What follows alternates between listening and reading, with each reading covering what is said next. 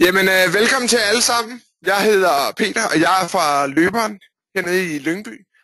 Og jeg glæder mig til i dag, hvor vi skal snakke lidt om minimalistic fueling og 32GI.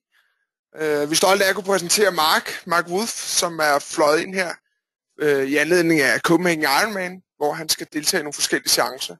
Og vi har været så heldige at få lov at låne ham et par timer her til aften. Og det er vi meget glade for.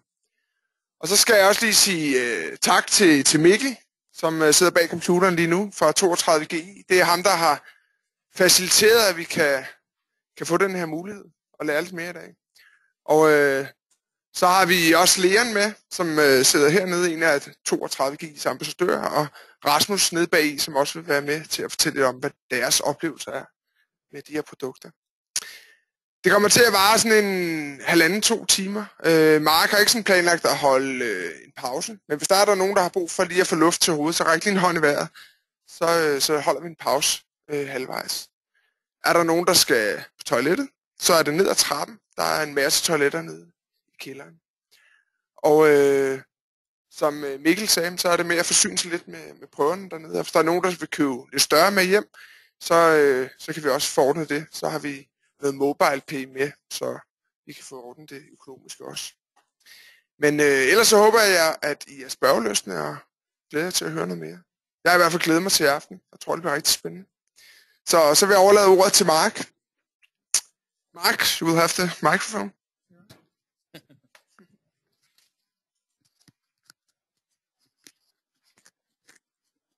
Okay. Unfortunately, jeg snakker ikke dansk. I don't speak Danish. I speak other languages, and ich habe keine Übung in Deutsch as well. So,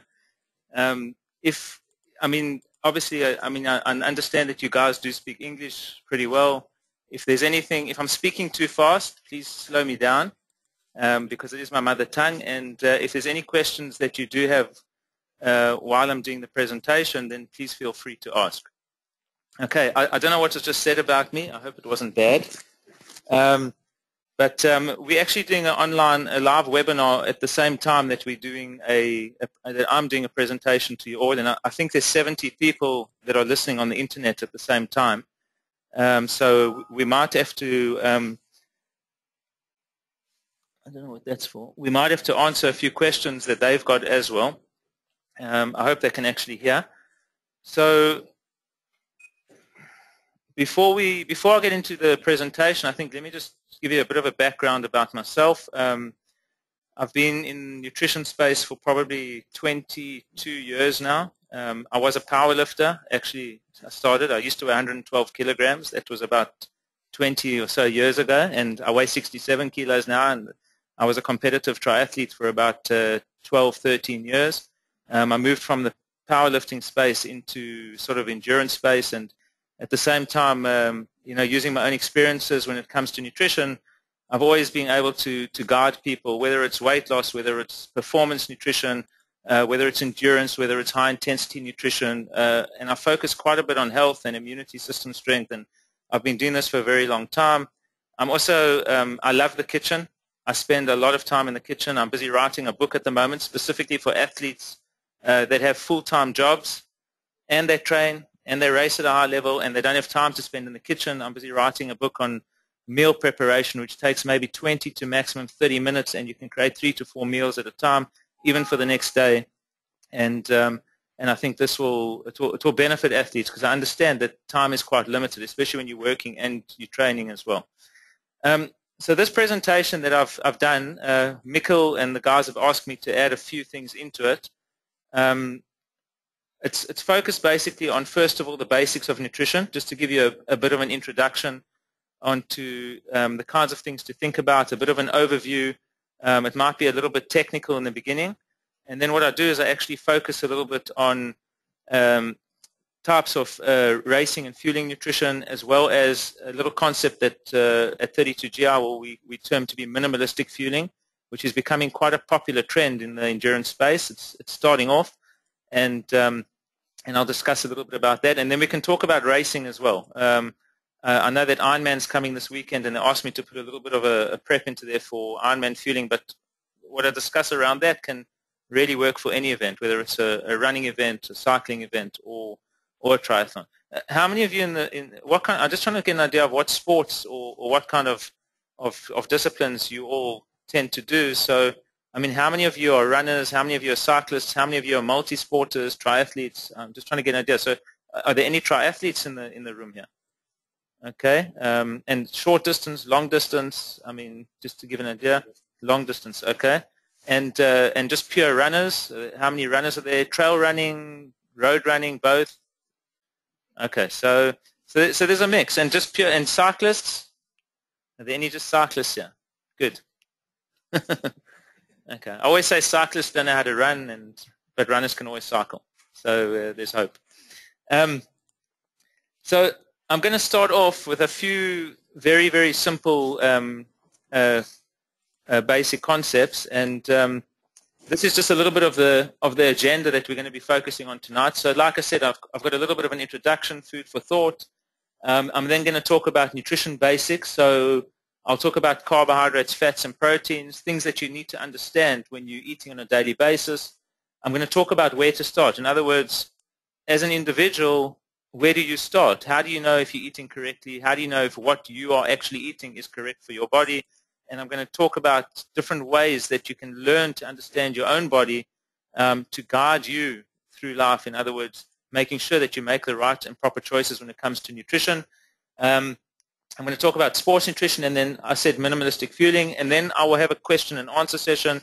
And we have got some athletes here as well, some elite athletes, which it will be good to bring them into the picture. Then I can keep quiet. You don't have to hear my voice for a little bit, but maybe get an idea of what they do when they're racing, how they're prepping for racing, for training, etc., and the kind of meals and the kind of nutrition that they adopt. So some food for thought. First of all, you can spend as many hours as you want training, but if you don't eat right, sooner or later trouble will come knocking at your door. And this is a very, very real quote. There's a lot of people spend a lot of time worrying about training, and they don't worry so much about the recovery, and nutrition forms very much a part of recovery, and they also don't worry so much about the nutrition. And the minute you start doing exercise, you're putting your body under physical stress, and if you carry on doing that for an extended period of time, trouble will come knocking at the door in the form of illness, in the form of injury, in the form of something, because you actually haven't gone and focused on everything, and it's something holistically that you need to focus on. Once it's past your lips, you've lost all possible means of control. So once you've eaten something, that's it. Whatever happens or whatever it does to your body, you've got no control over that, unless you're bulimic, but you've got no control over that. So the point of selecting a food or something that you're going to put into your mouth, whatever it is a conscious decision that you need to make, because once you've made that decision, that's it. Either the damage or the goodness or whatever you've decided to put into your mouth is going to be done. I love this one. If fitness came in a bottle, then everybody would have a great body. And that's very true, that's for sure. A lot of athletes, a lot of people are always looking for the quick fix. They're always looking for that supplement that's going to make them stronger, better, faster, quicker. I'm sorry to say, but it just does not exist. Anything that you ingest is going to take a period of time before it has a proper impact on your body. And if you speak to, last week I was speaking to one of the top sports nutritionists in the world, Dr. Robert Childs. He's a sports scientist who works actually with MTN Quebec.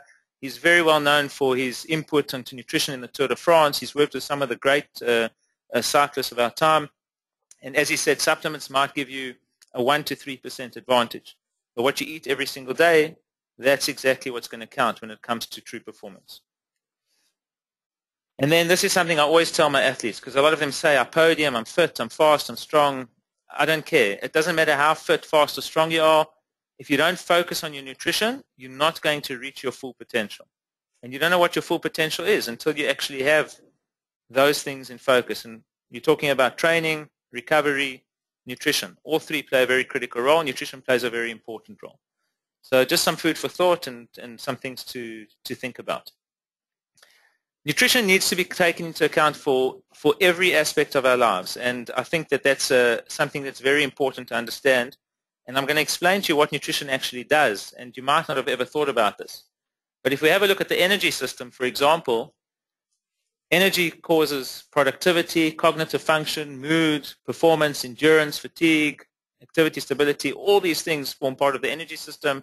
And how do we get energy? We eat it. The same as we put petrol or fuel into a vehicle to drive. The human body is a vehicle. We drive ourselves not just on a physical level, but on an emotional level, and nutrition feeds all of that. And that's something that you always need to take into account. On a health perspective, immune system function, illness, inflammation, injury, psychological disorders, depression or emotional instability, disease, allergy, stress, every single one of these attributes that fall under health is basically something that nutrition plays a very critical role in. And it's very simple. I mean, I can give you quite an easy example. You wake up in the morning, you're feeling depressed, you have a cup of coffee with sugar, you're feeling a little bit better, mood's up, but then it wears off and you drop. And now you're feeling even worse. And this roller coaster cycle of up, down can really be mitigated, but because of what you're consuming, something that's sparking your mood and then dropping your mood, the peaks and troughs get further and further apart, and eventually you're not feeling great at all. So it does impact the brain, it impacts your physical ability as well, and again, it all boils down to what you're consuming. So now we're going to discuss a little bit of nutrition basics, and some of you might understand nutrition quite well, but I still like to go over this because it sort of reinforces a lot of different concepts. So let's talk about carbohydrates first of all. Carbohydrates are obviously the quickest form of energy. They break down into glucose, fructose, etc. into the body, and obviously are converted into energy. Glucose that's not required will obviously be stored in the form of glycogen, and glycogen are your natural carbohydrate energy stores in your body. But if your glycogen stores are topped up and they're full, and you keep eating glucose, there's only one thing that is going to happen: store the fat, store the fat, store the fat. And that's exactly what happens. So the thing about carbohydrates is, yes, they are necessary, but how much carbs should you be consuming? When should you be consuming them? And I call that sort of timing of carbohydrate intake. They are necessary, but you need to be able to understand when and how and where to be able to take those in. I've just put that up there in yellow, just so people that understand excessive carbohydrate consumption definitely leads to weight gain in the form of stored fat. Different types of carbohydrates exist. Simple carbs such as sugars, fruit sugars, sports drinks, which are broken down rapidly and absorbed. And then you get things like complex carbohydrates, which are more your starches, your fibers, things like potatoes. They've sort of got a slower digestion and absorption rate, although there are some complex carbs, one in particular that's got a very high absorption and digestion rate, and that's maltodextrin, which is a cornstarch, and that is basically used in sports drinks. And if you ever see a sports drink that says carbohydrate or glycemic carbohydrates 50 grams, but of sugars 40 grams, you know that 10 grams of that is a complex carbohydrate, maybe such as maltodextrin. It is not classified as a sugar. And generally you'll see there's sports drinks use that type of blend. Fiber can never be absorbed or digested. It passes through the system, so it does aid digestive function. So when you're looking at carbohydrate content of any food that you eat, you need to look at the net carbohydrate content. In other words, if you're eating an apple and there's 7 or 8 grams of fiber in the apple, and the apple's 30 grams, you can take the 30 grams minus the 8 grams of fiber. You're actually only eating and absorbing 22 grams of carbohydrate. So you always look at the net value. There's different types of carbohydrates. A potato doesn't necessarily equal a banana, equal an apple, equal a Wheat Bix cereal. If you understand, if you guys ever have Wheat Bix or I don't know what other cereals you've got here, a processed oats or a rolled oats, every single one of them is different. And in Europe, they don't really work much on what we call the glycemic index. And actually in Israel, they don't accept the glycemic index either. In South Africa, we do work with the glycemic index, and it's basically a measurement of blood sugar response when you consume a certain amount of carbohydrates. It actually sees how the insulin rise is how the insulin rise is given when a certain amount of carbohydrates is consumed. And they work on a maximum of 50 grams of carbohydrates. And that's the reason why maybe GI is not so accepted worldwide, because who's to say that if I eat something, it's going to be limited to 50 grams of carbs per meal? I mean, I know that in some of the gyms, we've got a big Virgin Actives. This is one of the big gyms in South Africa. And interestingly enough, if you go and you order a rolled oats breakfast afterwards, the serving is 150 grams of oats. That's a large amount. It's 3 times more. And then you get something what's called glycemic loading. And in other words, if you're eating more than 50 grams, maybe 60, 70, 80 grams, even if it's a low GI product, in other words, the glycemic response is low, if you consume an excessive amount, the glycemic response will actually be high because the amount of sugar in there is quite loaded. So there's 3 measurements. Low GI is usually under 55. What borders on there is something like probably a ripe banana is around 55, and apples around the 30s. Fructose is around 19. And basically then you're looking at a medium GI, which is over 55 up to about 70. In that range, you would get more the fruits, like your berries, your blueberries, your raspberries would fall more into the medium GI. If you start looking at high GI, which means the fruits that have really, really concentrated sugar and spike your insulin levels, you're looking at things like grapes, you're looking at things like watermelon, believe it or not, and you're looking at fruits which are actually quite high in sugar, concentrated in sugar. And each one of these affect your body differently. So if you eat an apple and it's low GI, it will leave you feeling a little bit fuller for longer. But if you eat a grape, it's high GI, it will give you a quick, nice sugar rush, and then it will actually drop you a lot quicker. And that's really how the glycemic index works. So foods are sort of broken down in that range, but unfortunately it comes to the amount of carbohydrates you're actually consuming when you're dealing with the GI index. So now let's have a look at fats. Fats and energy, it's without a doubt, it is probably one of the most critical elements for energy provisioning. And if you think about it in terms of a sporting event, you can go so much time on your carbohydrate or your glycogen stores at a high intensity. I don't know how many of you ever hit the wall before, or they call it bonking. You've run out of energy completely. You're busy running and suddenly like you have just got nothing left. If you're riding a bike, you can't even push the pedal. You just feel this dizziness come over you. That's what we call hitting the wall. Basically, your glycogen stores are completely depleted. And what happens is the brain says, whoa, I'm in control over here. You're not going anywhere. We're going to slow down the pace. And because we slow down the pace, we now have the ability to take our fat and convert that into a form of energy, because only at a slower pace so you're able to really utilize fat properly, because it requires quite a fair amount of oxygen for conversion. So fat is a very critical, in an endurance event, in an ultra event, it's a very, very critical form of energy, and it's quite interesting. We're going to talk about it a little bit later, how you can tap into your fat stores and how you can also become a little bit more fat efficient. It's very healthy as part of any diet. It's very good for physiological function. For the ladies, it's absolutely brilliant for the skin. It helps with the nervous system. It helps with organ function. And I mean, it's a very critical element of each diet. I always tell people fat is so important. You should never eliminate it from a diet. You should actually probably eat a little bit more than you are eating, but make sure it's the healthy fats. And there are 3 types of fats, which I put out here: saturated, unsaturated, and trans fats. Trans fats you want to stay away from because it's a solid form of unsaturated fat. Things like margarines are usually pretty high in trans fat, something you should definitely stay away from. Saturated fats are usually your animal-sourced fats, so those are your hardened fats, so the fat of an animal, and things like, as well as eggs, dairy, meat, they're always solid at room temperature. And then your unsaturated fats are more your plant-based fats, so things like flaxseed oil, and those kinds of things. You need to have, obviously, in a diet a combination of saturated and unsaturated fats, but again, it really depends on the kind of person that you are that will determine which fats you should predominantly be eating.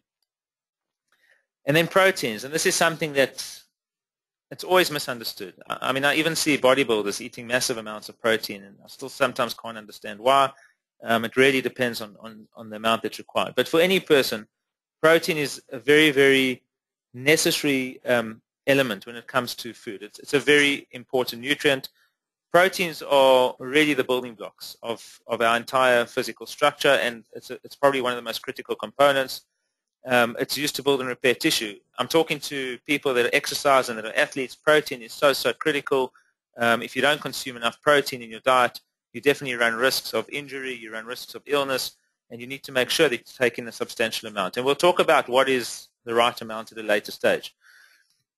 Animal proteins have always been very popular. I mean, we can see how for example, I'm not just talking meats, but if you look at the milk industry, whey has become one of the biggest protein sellers worldwide, and it's very, very highly marketed, and it is quite a good protein. However, A lot of the proteins that are forgotten about are the vegetable proteins or vegetarian proteins, which are things like soya isolates or pea protein isolates, or you get hemp protein, you get rice protein. There's a lot of plant proteins out there which also have excellent, excellent properties and very good amino acid profiles. Unlike fat and carbohydrates, protein cannot be stored in any way. And that's exactly why it's critical to consume the correct amount. If you eat too little, your body is obviously underutilizing and it's not able to utilize the protein that it's given because it needs actually more. If you eat too much, you're putting your body under stress, and if you've got excessive protein sitting in your system, you're just putting your organs under stress because they're functioning to get rid of the protein. And actually my colleague who was supposed to join me here had to cancel his flight. He wasn't allowed to fly because he was taking some supplement. He's not a sports guru or anything like that, but he was taking some supplement that increased the protein enzymes in his blood, and if they hadn't diagnosed it correctly, it actually would have led to kidney failure because the protein enzymes in his blood was just excessive. It was very excessive. I think it was 90 times higher than it should have been. So protein you shouldn't overeat. You should definitely consume the right amount. And one of the things about protein is that I deal with quite a few people who do this low carb, high fat dieting, and one of the things I find is that their protein is too high and they don't actually land up losing weight because if you eat too much protein, again, glucose, fat, same kind of story.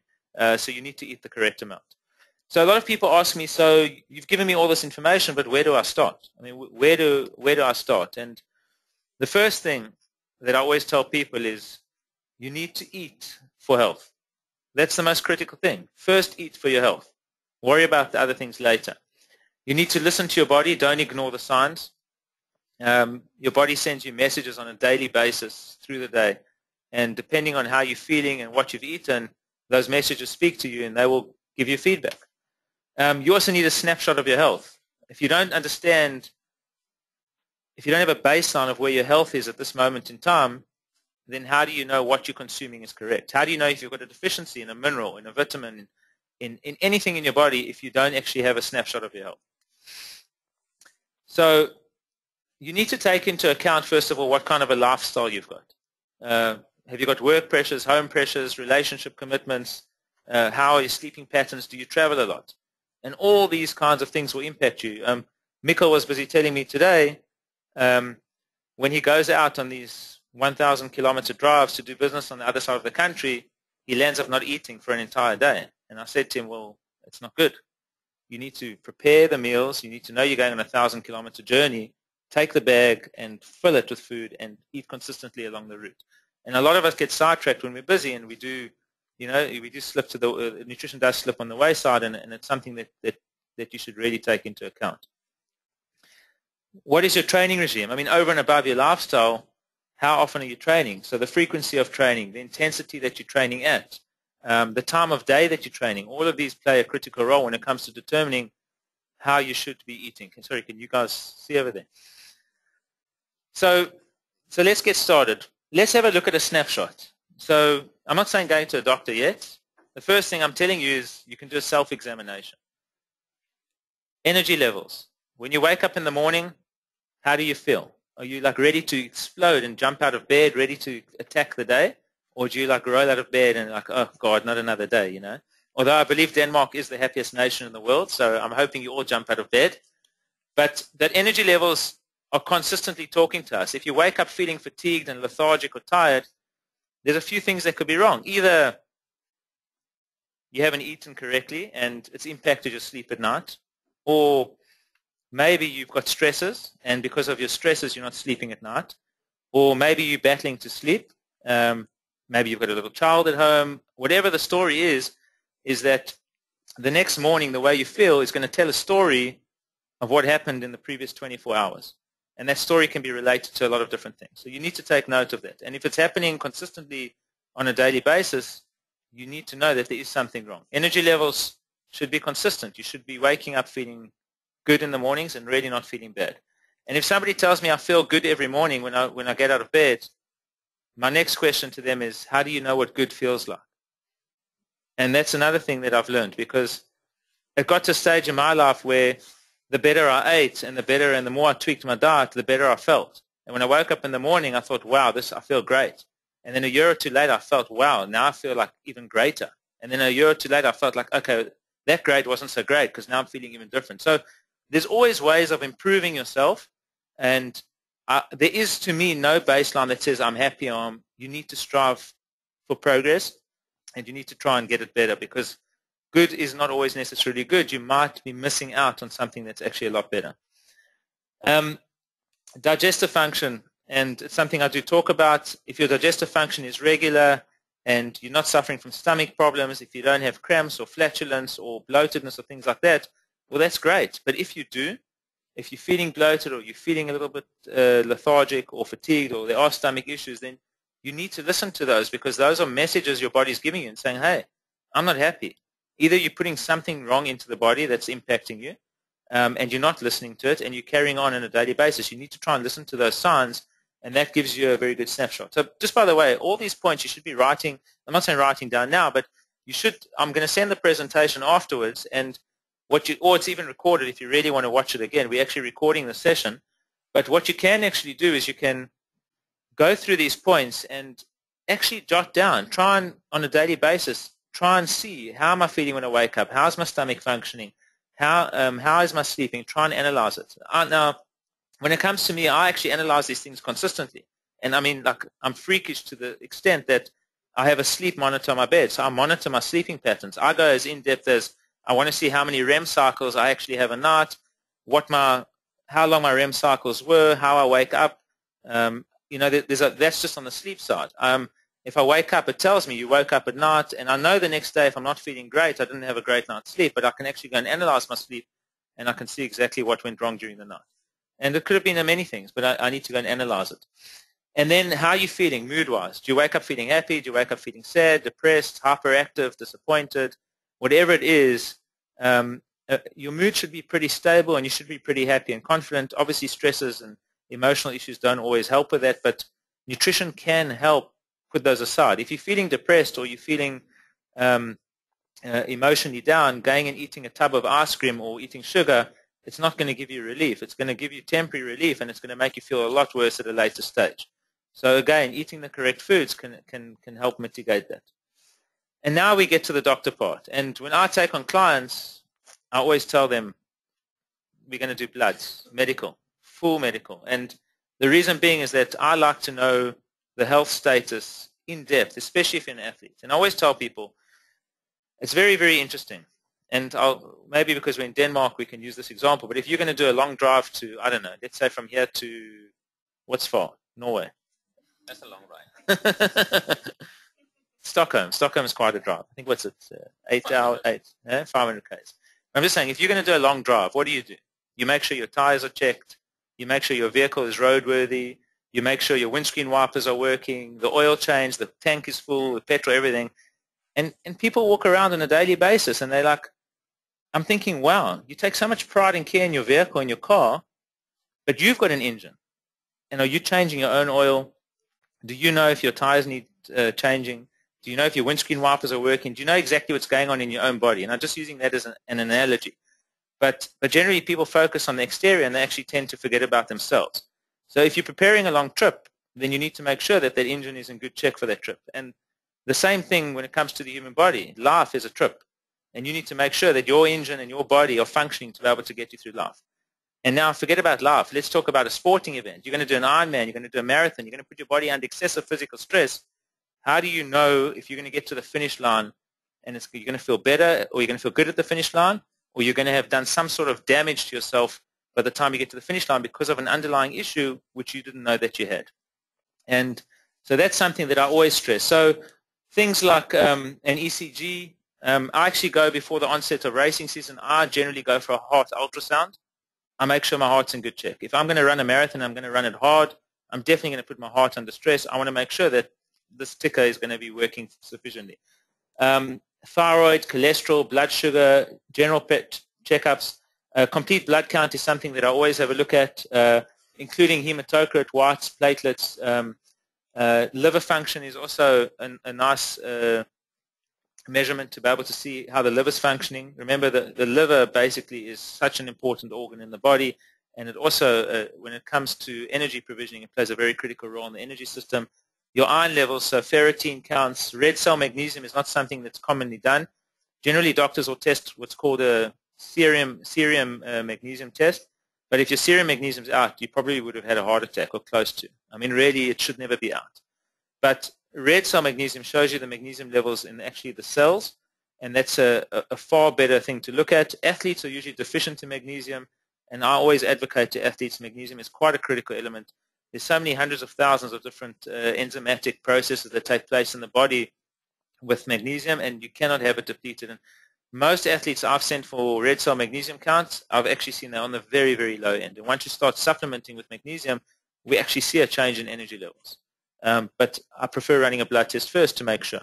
I don't believe that anybody who eats very healthily or even drinks surface water will get really sufficient magnesium there. Allergy testing, I think that sometimes it's not a must, because I believe if you do your own snapshots, you can tell if you're allergic to something. So me personally, I don't eat dairy and I don't eat wheat. I love dairy and I love wheat, but I know that they impact my body negatively. Dairy affects my sinuses. If I eat full cream milk, whatever, I know that I have got lactose intolerance. But the thing is, it does cause a bit of congestion. Congestion can lead to illness. It leads to blocking of nasal passages. My body's speaking to me, and I'm saying, all right, it's hard for me because I really do enjoy eating that, but I need to listen. And it's amazing that once I cut it out, how it moved me to another level. Inflammatory markers and also glucose tolerance tests. I like sending people for that when I'm going to put them onto a nutrition program, because I'm able to see how carbohydrate tolerant or intolerant they are. And a glucose tolerance test will generally show me. It will generally, because some people that eat excessive amount of carbs and they generally can't lose weight or land up training a fortune of hours a week but still battle to lose weight, can sometimes be carbohydrate intolerant. So these are just the basics, and you don't have to go every single year, but if you go once every 2 years, and I would say, like, if you're over 35, probably once a year, especially if you're putting your body under physical stress. If you're going to put yourself into a very big endurance event, I would say definitely have yourself tested before the onset of racing season. You're about to put your body on a very, very sort of hard journey physically, and it would be nice to know, give you peace of mind that everything is 100%. So once you've got the results of those tests, and once you've done your own self-checking, and maybe it will take time, now the hardest part is actually listening to the messages. And that is the single most common mistake that any single athlete or person makes, is they get given these messages. Like, let's say you shouldn't be eating wheat, or you shouldn't be eating dairy, but you walk past an ice cream parlor and you look at it and you're like, there's this emotional craving, I have to have that ice cream. You know it's bad for you, but you're not going to listen to the message. You want it. And then you're going to pay the price for it afterwards. So it's something that you need to listen to. I mean, for me, I'll give you an example, because I love a cappuccino, but I know that the milk is problematic for me. So when I go into a coffee shop, there's two options. I can get a soya latte, I can get a rice milk latte or cappuccino, or I can just have an Americano. And it's not so bad. In actual fact, I enjoy it more now. So it's just a matter of with time, you just need to listen to those messages. Once you do listen to those messages, you need to eliminate the foods that impact you negatively. And that's how a diet should start. Start with elimination. I always tell people, if the junk is in the house, it's available. But the minute it's out the house, it's not available. If you don't have chocolates in the cupboard, and you don't have processed cereals in the cupboards, and you don't have sweets and ice cream lying in the fridge, and it's not there, the only options that are there are broccoli, cauliflower, or whatever it is that's sitting in there. There are better options. So start with elimination. Start to get rid of the things that shouldn't be there. If you're eating processed oats, rather switch to a rolled oats. If you're eating very, very cleanly, maybe try and swap out some of your fruits or vegetables for an organic produce instead of a non-organic. Bananas as an example. So just try and mitigate or eliminate the foods that are impacting you negatively. And already that's the place you really need to start. Already that will make a big difference, and you'll actually see that from an energy perspective as well. So now that you know the starting point, you need to what we call building the foundation up. Do you need to cut certain foods such as dairy, wheat, gluten, meat, legumes? Are you vegan, vegetarian? Are you an LCHF, paleo eater? Whatever kind of eater you are, or whatever you've decided to eat, you need to start cutting. If you don't need to cut anything, if you don't think you need to cut anything, then when you start to eat, you need to take note of digestive impact, energy levels, etc.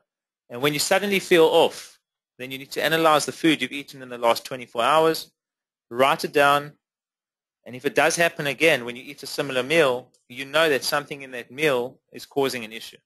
And then you can start a process of elimination again. And the only way you're going to know is if you record it. It's I had a pro athlete. He's triathlon coach of mine. He made himself, even being a top triathlon coach, a big mistake. He went to a foreign city, to race an Ironman, and he was up for a very top position. And on the bike, I think it was on the bike leg, probably about 120 kilometers into the bike, or even before, right from the, earlier on, he just couldn't hold his food down. He just kept on throwing up. He just couldn't keep the food down no matter what. And he was actually sitting, I think, in 6th or 7th position, 17 kilometers, 18 kilometers on the run, and then he just pulled out. He just couldn't anymore. His race was over. And when I contacted him afterwards and I spoke to him on the nutrition side, he just said to me he was feeling off. And I tried to analyze to see if it was something that was race nutrition oriented, and it definitely wasn't. What he had done in training, he had stuck to in racing. And then we analyzed what he had eaten the day before, the night before, the day before, and then we figured it out. He had gone to some Italian restaurant in a big city where all these thousands of athletes are, where they don't go and clean out the water in the pasta pot, and he went to a restaurant which is probably turning over hundreds of pots of pasta every 20 or 30 minutes, and it actually landed up, and the testing showed that he had food poisoning. So just by traveling very far and then suddenly going and eating one meal, which was a risky meal, had actually caused that issue. And so anything that you eat within 24, 48 hours, even of an event or something, can have an impact negatively on your system. It just depends on how it's going to impact you. So now let's talk about the protein factor. And this is always a debate, but everybody's got their theories. When it comes to dieting, I always start with, let's work out how much protein you should be taking in. And really that comes down to what kind of person are you? Are you sedentary? Do you not do any exercise at all? Are you a bodybuilder? Are you an endurance athlete, sprinter, long distance runner, crossfitter, sweat 1000, whatever you call it? Whatever your training is, that will usually determine the amount of protein that you take in.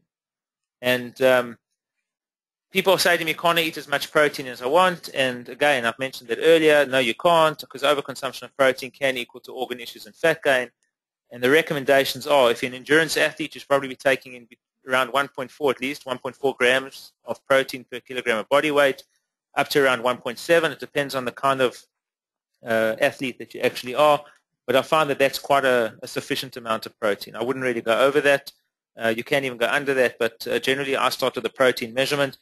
Sometimes that protein, it's not on a daily basis. It varies. It depends on the kind of day. So usually when athletes have a high-intensity day, maybe the protein intake is a little bit more. On a low-intensity day, it might be on the lower end. But so it might vary slightly, but it's usually within that range. CrossFit, weight training, these guys take in anywhere from 1.7 up to 3 grams. I think 3 grams is excessive. I even think 2.5 grams is excessive. So it really depends on the kind of exercise you do. And then there's a big puzzle, because the carbohydrate side, people really battle. And let's have a look at carbohydrates first. So, let's have a look at the bad things. Carbs are addictive. I mean, they are addictive. You can walk past a nice bakery and you smell that bread and it's like, phew, it's very difficult to walk past it. They're very acidic. They do cause acid. They can cause insulin spiking depending on what carbohydrates you have. They do cause inflammation. They're the most incredible comfort food. So people are emotionally attached to carbohydrates. And they also feed the bad guys the quickest. So let me tell you this. If you've got flu, if you've got a cold, if you're sick, a virus, whatever, you should actually cut the carbs. Because the more carbs you eat, the more you're feeding them. And the more you're making them stronger, the longer it's going to take you to actually get over that illness. There's also been science which has shown that carbohydrates or glucose derived from carbohydrates are cancer feeding as well. So they tell people who are also suffering from cancer, you need to cut the carbohydrates completely. You need to find rather glucose from fat, because glucose from fat, a cancer cell doesn't have the property to adapt and actually feed from that kind of glucose, and it actually causes it to die. And And that's been quite a school of thought, and there's been a lot of science behind that as well. But on the other hand, carbohydrates are the quickest food that's converted to energy. So if you're feeling flat and you really need to get energy into the system quickly, the carbohydrate is the way to do it. They can be consumed in the form of food and vegetables, and obviously those are very good carbohydrates. They're very nutrient dense. Berries are nutrient dense, high in antioxidants. Things like broccoli, things like cauliflower, things like Brussels sprouts, spinach, all these kinds of different carbs have got very, very good nutrients, and those are something that are needed in our diet. They're also an excellent source of fiber, and they are required for normal health function, so you can't eliminate them totally. So the question is, which diet do you go on? And my answer to you is you go on your own diet. There's really no other way to put it. Every single person sitting in this room is a unique individual, and each person has unique requirements. What works for one person is not necessarily going to work for the next. And by listening to your messages that the body gives you, and by getting a snapshot of your health, and by understanding and getting in tune with yourself, this will guide you on your eating path or your journey of nutrition. And that's generally the way to actually start. We're all created equal, but on a cellular level, we're actually all very, very different. There's no doubt about that. It will take time. It will take experimentation. It takes a lot of listening to your body, but over time, you can make yourself extremely strong. And in the words of Ben Greenfield, who's also a very good sports scientist, awesome guy as well, even to the extent that eating correctly can make you superhuman. Not like superhuman, like I can lift up boats or whatever it is, but superhuman to the extent that you feel so much stronger on so many different levels, from an emotional energy, from a physical point of view, than you ever felt before. And it's an incredible feeling. It really, really is. You have to remember that nutrition is a percentages game. If I eat 60 meals a week, as an example, and I eat and I only eat like 5 cheat meals, well, that's great. More than like 90% of my diet is good. But if I eat 20 meals a week and I'm eating 5 cheat meals, well, 20% of my diet is out the window. And that's a very high percentage. And it's a percentages game. So I'm not saying don't reward yourself for eating well, but make sure the rewards aren't every meal and that they spread further apart. Okay, so that's just a basic overview and introduction on the nutrition side. Are there any questions? Are there any questions over here that people have asked? Can they hear us? They hear us? Okay.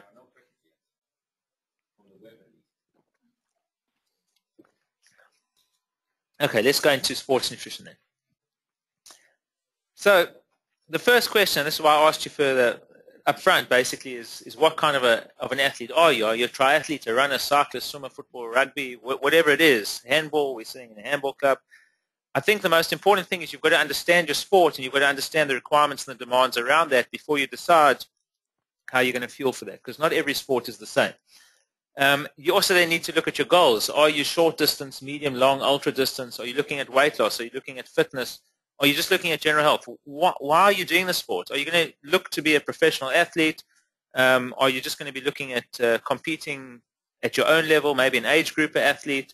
There are some, we call them elite age groupers, because they're age groupers that actually work full time and they actually perform at a very high level. But the question you've got to ask yourself is, what are your goals? And you need to try and set realistic goals. How should I be eating during and after a training or racing session? Or before a racing or training session as well.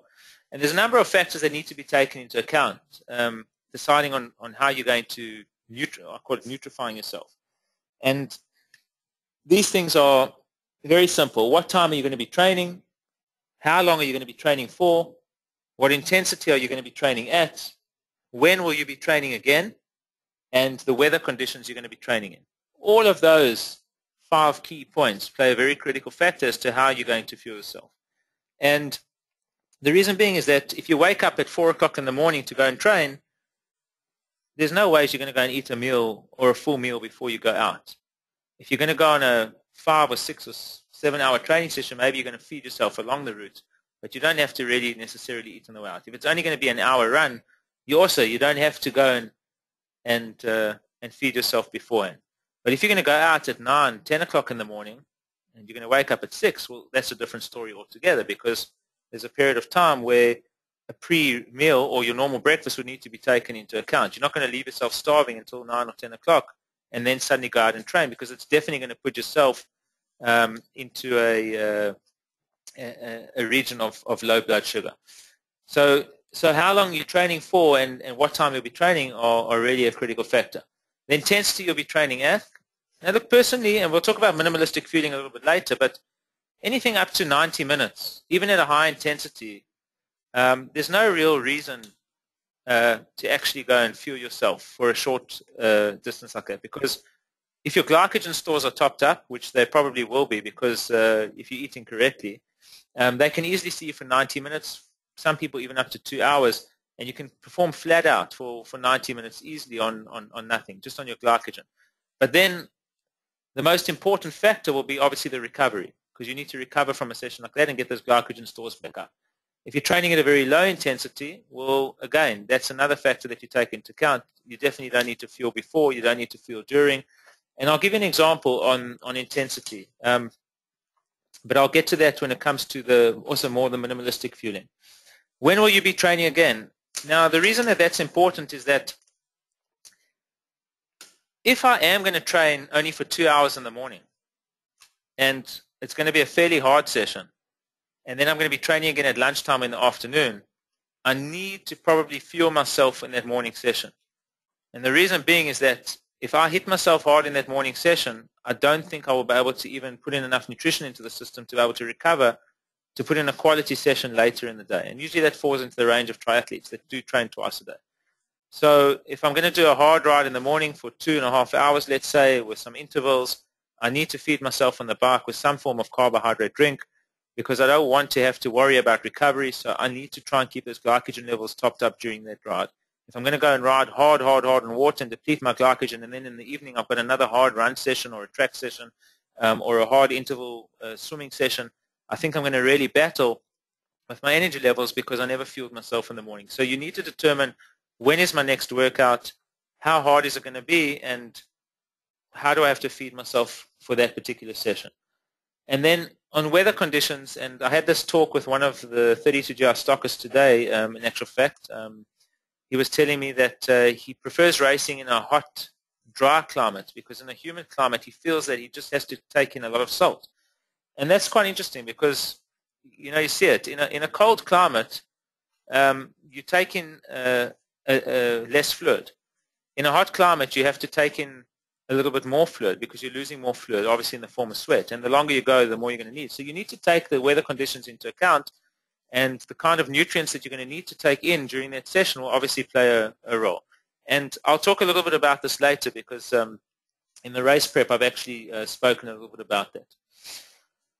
So let's talk a bit more in detail here. So early morning session doesn't mean you have to eat. It will depend on how long you're training for and the intensity. Short sessions, on short sessions, the focus won't shift to fueling before or during a session. The focus shifts to recovery. A short session, the focus will always shift to recovery. On long sessions, the focus will need to be time, energy, and recovery. In other words, how long am I going for? Do I need to fuel myself during the session? If so, great. Choose the right fuel. After that session, still need to recover. Okay? And that really, really needs to be. The kind of fuel that you take in during that session will depend on the intensity that you're performing at in that session. Okay? And that's very, very important. And we can get into a little bit more detail later, and if you've got questions, we can discuss it. Afternoon session, nutrition needs to focus on digestive comfort. And I've seen this before. I've seen guys at 2 o'clock in the afternoon, they're hungry, they've got to swim at maybe 4 o'clock in the afternoon, and all of a sudden they're eating apples, which is a hard stone fruit, and they go and they have a swim, and then all of a sudden during the swim or immediately after the swim, they've got severe stomach cramps.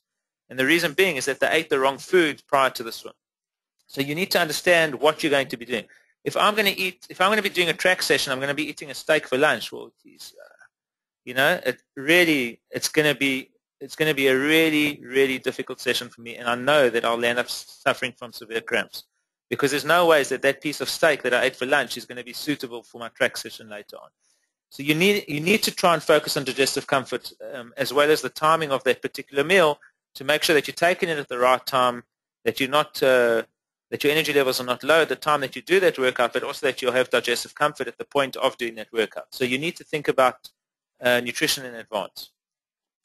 The session length and completion time will determine the evening nutrition. So if you start at 4 and you finish at 6 and you usually eat the dinner at 7 o'clock at night, and you feel like immediately after your workout, there's no way, it's been a hard workout, you can't wait for dinner, you need to be able to get some recovery meal in, so you need to take a shake maybe post-workout or something that's quite quick to get in, and then still have your dinner meal later. If it's a very light session in the evening and it's not so hard, you might be able to say, all right, well, after I'm fine, just rehydrate myself and then focus on that evening meal. And I'll talk about in detail more about recovery a little bit later. So training intensity really depends on the length and the time of the session. Short high-intensity morning sessions, long high-intensity morning sessions. You need to decide, are you going to go on water and just fuel with your own natural glycogen stores, or are you actually going to go on natural food fueling, or are you going to go on supplement fueling? When I say natural food, I mean maybe you'll just take a banana, or maybe you'll have a slice of toast with peanut butter on, or a bit of honey before, or before that session, and just to try and help with the fueling, or are you going to take a bottle en route? And everybody is different. Everybody knows what works for them, and there may be ways of improving things. But from a health perspective, I always look at the glycogen fueling for short high-intensity sessions, unless I've got a session much later on. But I focus on what's called a double recovery session, a double recovery meal after a session like that, to try and make sure that I recover for an afternoon session. But if it's a long high-intensity morning session, without a doubt, natural food will be my first choice, and then supplements will be my second choice after that, depending on the length of time and the kind of session that I'm going to be putting into place. And then you don't want to overdo it, because another thing to look at is gastrointestinal distress, which can be caused by consuming an excessive amount of, say, sugar or things that might irritate the system as well. So try and keep that morning session as far as a nutrition point of view, try and keep it as easy on the digestive system as possible. Recovery to me is one of the most critical aspects of any endurance athlete, and I mean I can't stress that enough. And I even mentioned earlier sort of a double recovery. Rest is the most important when it comes to recovery, because you're not doing anything and your body's in a state of repair, and it's automatic. But the thing is that there are 4 main types of recovery, and I mean, I don't know if you guys know what the 4 main types of recovery are. A lot of people don't actually think about them in terms of recovery, but they generally are. The first is rehydration. The second is glycogen replenishment. The third is muscle recovery, and the fourth is blood glucose stabilization. All 4 of these need to be taken into account. If I do a very, very mild, very light training session, maybe just a recovery session, rehydration, maybe I need to rehydrate a little bit. Sometimes you don't get in enough fluid during a session. If it's a very light session, glycogen replenishment isn't so critical, because I haven't really chewed up my glycogen stores, so that can be skipped. Muscle recovery might not be so critical, because it's been a very light recovery session, so I've just been maybe turning the pedals, or I just did a very light jog. Blood glucose stabilization also not so critical. But if I do a high-intensity session, all of these will fall into place, because I'm doing some muscle damage, I am using up some glycogen, and then I would need to actually be able to eat to be able to cover all those 4 areas. So if I go into detail on the hydration side, it's a very critical factor. It's one of the areas that's actually also quite misunderstood when it comes to sport, and it's an area that people actually end up getting quite confused about. And I've seen it specifically in endurance events. I'm not so worried about dehydration, because people have always focused on that, but I haven't seen anybody collapse or die from dehydration. But I have seen people collapse and near-death experience when it comes to overhydration, because they're taking in too much fluid. And that's one of the reasons why fluid uptake is a lot better. So if you're consuming water on its own, the absorption rate of water on its own is a lot lower than water with minerals, salts, and carbohydrates in. The uptake is a lot quicker. So it's always good to obviously take in some minerals with fluid. And one of the most important things that I always stress to people is don't drink to time. Don't say I have to drink 750 mils per an hour, because that's silly. If you say to me I need to finish a 750 ml bottle per an hour, and it's 50 degrees outside, well, that's great. But what if it's 5 degrees outside, or it's -2? Now you're going to finish the 750 ml bottle in an hour, and the chances are there's no ways, because then you're going to put yourself into completely an overhydrated state. So that's why I say drink to thirst. God gave you the most unbelievable trigger mechanism when it comes to thirst. this is the most accurate trigger. When your body says drink, drink. When it doesn't say drink, don't drink. The problem with sports drinks, though, and this happens in a lot of sports drinks, is that the sweetness or the flavor of the drink causes you to be more thirsty.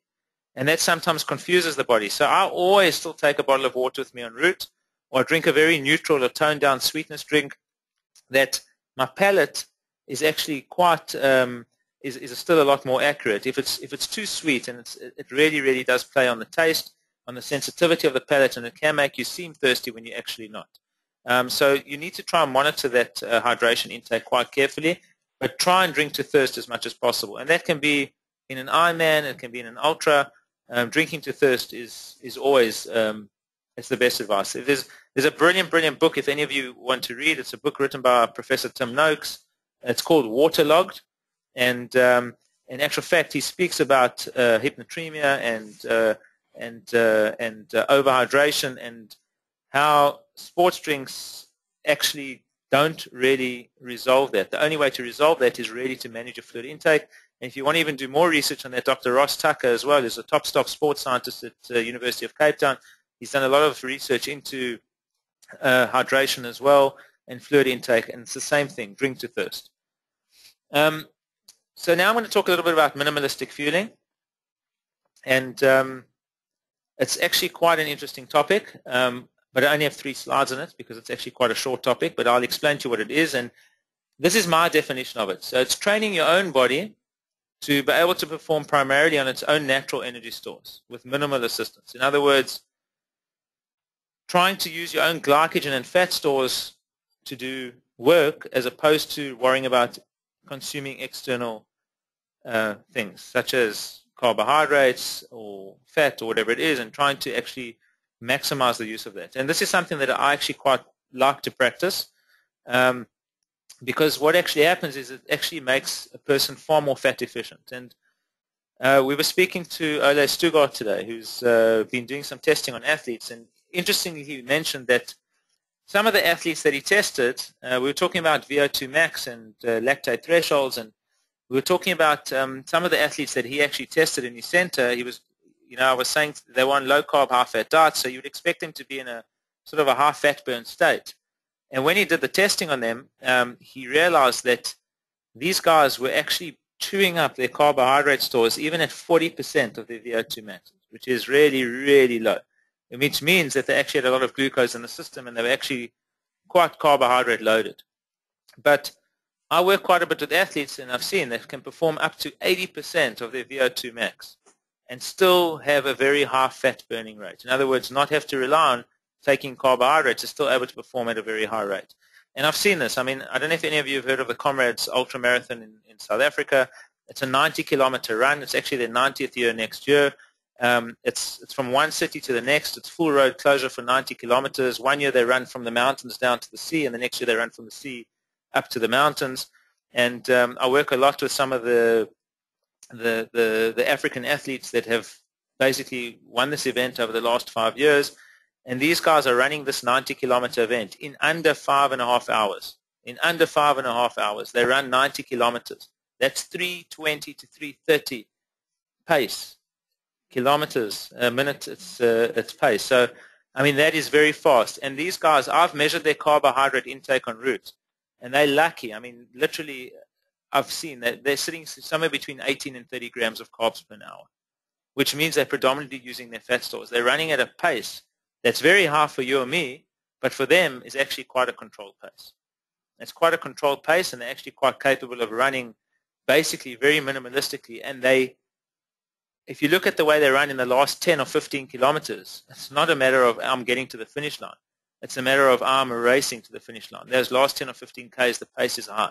They sometimes go down to even 3 minutes a K, close to 3 minutes a K. It's really fast. So watching these guys, and that's why I always say a Kenyan runner, a marathon runner, they run their 2:05 or 2:06 marathon, some of them a little bit even faster, 2:04, but they can run that speed predominantly on their glycogen stores. You don't see these guys really eating gels and stuff. You see them grabbing their water bottles, whatever, and pouring water over their heads, but very rarely do you see them taking in carbohydrates. And people look at these guys, and these guys are running at 20 kilometers an hour, and it is flying.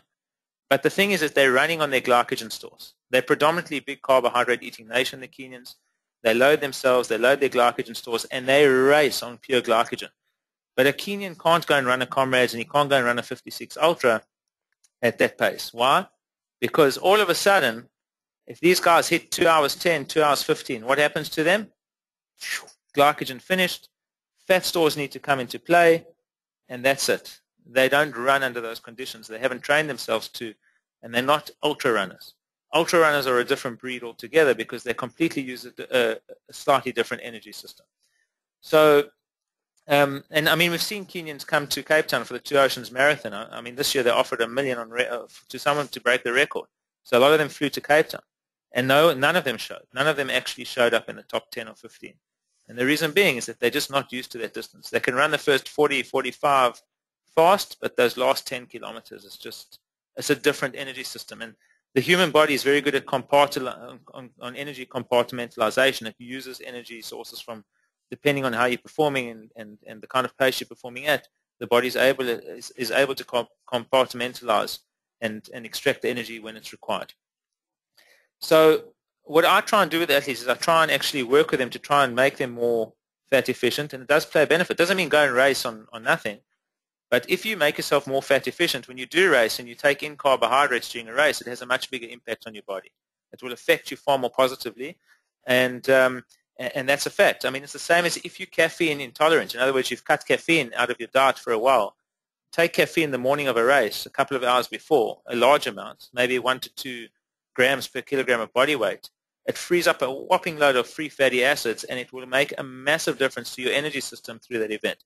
But somebody that's not caffeine intolerant, in other words, they drink 4 or 5 cups of coffee every single day, or even 2, 3 cups a day, they go to an event and they're taking caffeine, it doesn't do much. It really doesn't. It doesn't wake up the brain as much as it would wake up somebody else's that doesn't take caffeine. But on the other hand, you've got to be careful, because if you're caffeine intolerant and you take too much caffeine, it might make you feel very, very nauseous or ill. So how do you achieve minimalistic fueling? It's quite simple. There's 4 important things. First of all, it's not just related to training and how you train. It's also related to your diet. You've got to restrict carbohydrate intake on your diet. I do what's called carbohydrate periodization, which means carbohydrates only when they're required. And usually I use that for pre or post training, and it depends on the kind of training. So if it's a very hard, high-intensity session, it's quite depleted. The amount of carbs consumed might be a bit higher. If it's a very sort of a low-intensity session, the carbohydrates might be a little bit lower. If it's an extremely low one, I might even say no carbs, just eat protein and fat, scrambled eggs and salmon, avocado for breakfast, that's good enough.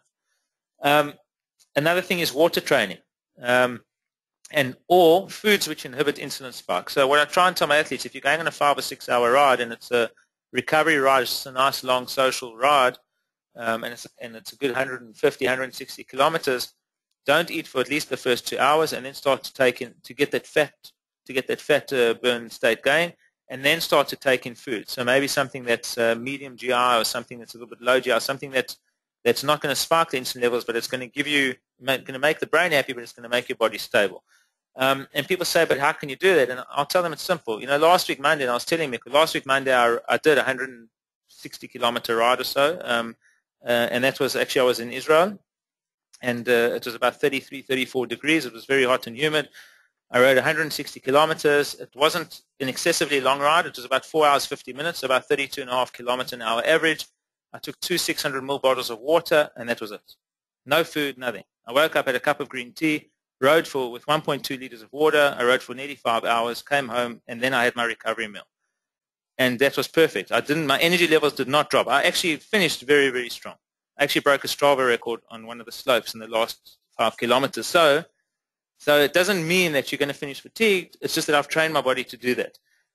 When I was training for Comrades, for example, I could wake up, drink a cup of green tea, and I would go and run 40 kilometers, sometimes on nothing, not even water, run 40 kilometers. If I felt thirsty, I'd drink to thirst, come home, and have a salmon omelet, whatever. And the reason being is that the pace is controlled. My pace is controlled. I'm not needing my glycogen stores to fuel myself for that 3-hour run.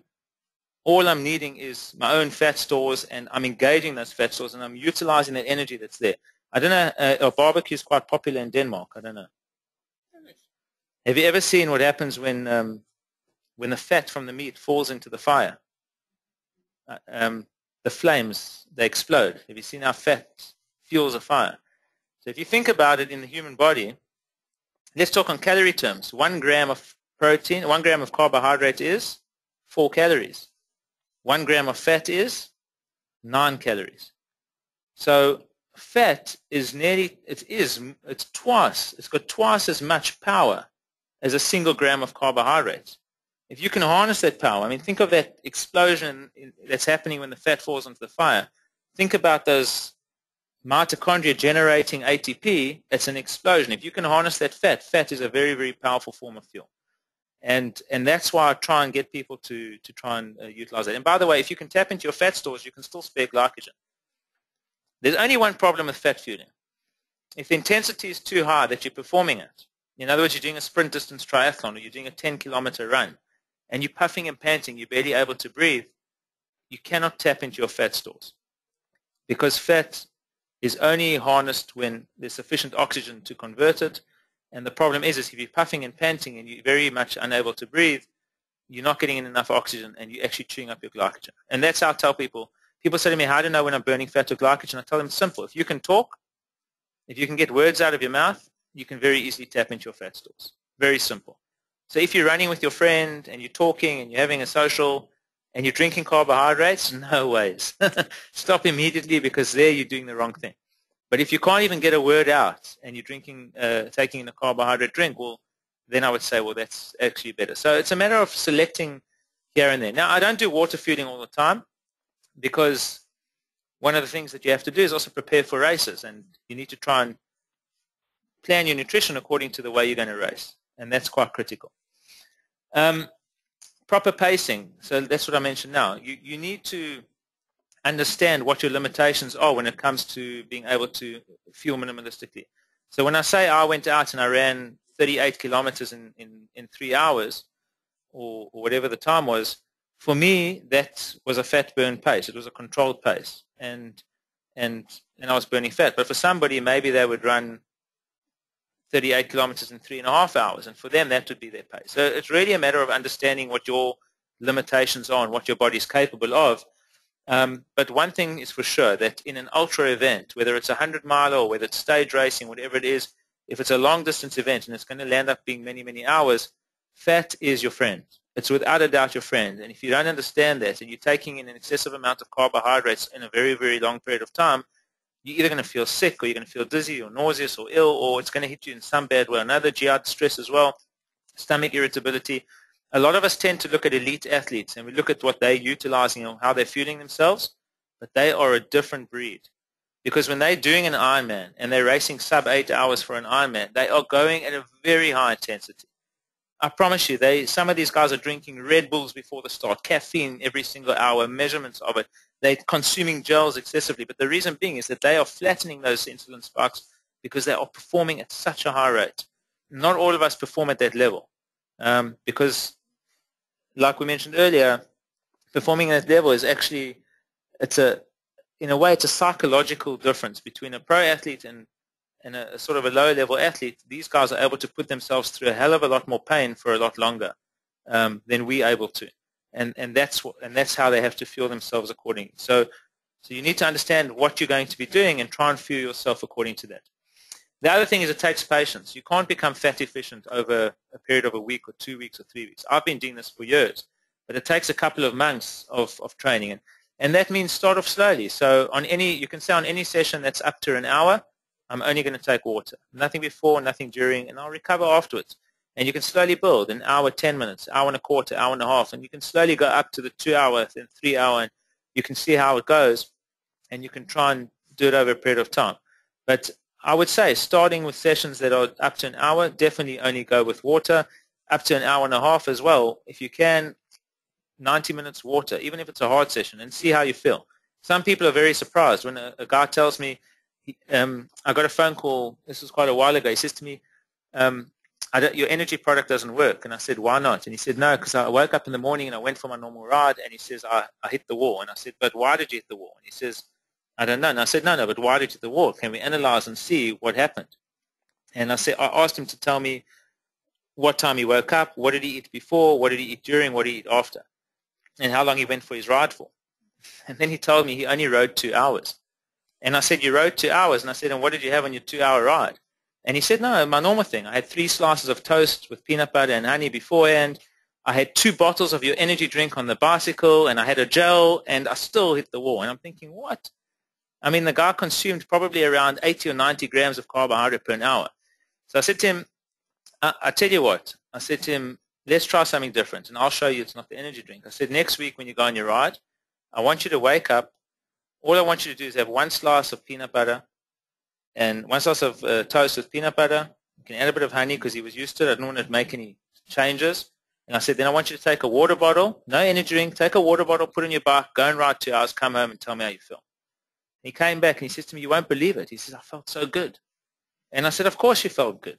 I said, it's not that you hit the wall last time. I said, I think you just overloaded yourself with carbohydrates. And I said, that was the issue. It wasn't really the drink. You didn't need to take in the drink for that short ride. And it's a matter of trying to educate and teach people when, how, and what they should be taking in, but it really depends on your lifestyle and your kind of training. So it does take time and it takes patience. If you can get to a state like that, it's actually quite awesome. I own a supplement company, but I don't mind telling you that it will save you money because you won't need to be so dependent on the products you're taking in, and you will utilize them when you actually need to take them in. 90% of supplements should be sort of recovery supplements.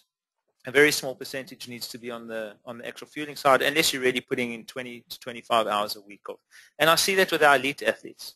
I find age groupers, I mean, we do measurements of what customers utilize from a supplement point of view, or what our sponsored athletes utilize. We sponsor clubs, we sponsor elite athletes, and we sponsor amateur athletes. And it's amazing. The elite athletes, they've got the highest bracket of supplement draw, and they take the least. But the amateur athletes and even the lower end, they just take the most. They abuse it. And the elite athletes know, nutrition's a very critical thing. What are the benefits of minimalistic fueling? Health, first of all. And when I talk about health, I'm saying that you're not overloading your body with sugar unnecessarily. People don't think about tooth decay. Taking an excessive amount of carbohydrates also causes tooth decay. It can cause mouth issues as well. Energy efficiency, so the body's ability to compartmentalize and use appropriate energy sources at the appropriate times is far more enhanced. That actually, when you do get into a race, it's really, really good. You can go longer on less. Sensitization, the body will respond far better to intake of carbohydrates or caffeine during a race if you reduce the intake quite significantly prior to it. And I can tell you now because, well, I can't mention names, but there are a few people that I deal with, and some of them are also on the Tour de France side. They ride in one of them rides in the Tour, and I've got 2 others that are riding other Grand Tours as well, like Tour of Spain and one in Tour of Italy. And one of the things that I can tell you is that the month or 2 before those tours start, these guys reduce their carbohydrate intake significantly. Okay, one of the reasons is also to try and get their weight down to the right weight before a tour. But another thing is that they find that it actually benefits them from an energy point of view, that when they do go in and they start to consume these things, it does play a bigger role. So performance benefits, especially in long endurance events. And there are performance benefits as well. So let's talk about racing nutrition strategy. And this is something that I can't stress enough, and that's you must never, ever arrive at a race without a planned nutrition strategy. Nutrition has to be planned before the event, and it has to be stuck to on the day. I work at expos a lot for ultra marathons, cycle races. I can't believe it. Some people come to an Ironman. They've flown all the way across the world. And, I mean, this is Ironman South Africa recently. There was a guy who came to me, and he was from Germany, and he just came and he says, he bought all his nutrition at our stand for his race. And I'm like, but have you ever used this before? And he's like, no, but it's fine, don't worry. And I'm like, okay, well, you've got a lot of money. You spend a lot of money flying to an event and that, and you don't know what it's gonna do on the day. It's always far, far better to have tested your nutrition during training. So these are the rules of engagement. Always first test your nutrition during training. Take notice of what you're consuming during training in the form of liquids and solids under various weather conditions. It's always good to try and mimic weather conditions. So I know that some of my training partners, if they're racing Kona, for example, in South Africa it's winter, but in Hawaii it's very hot and humid in the summer. So what do? They put themselves on an indoor trainer or on a treadmill. They put a heater in the room. They shut all the windows, and they heat up the room significantly.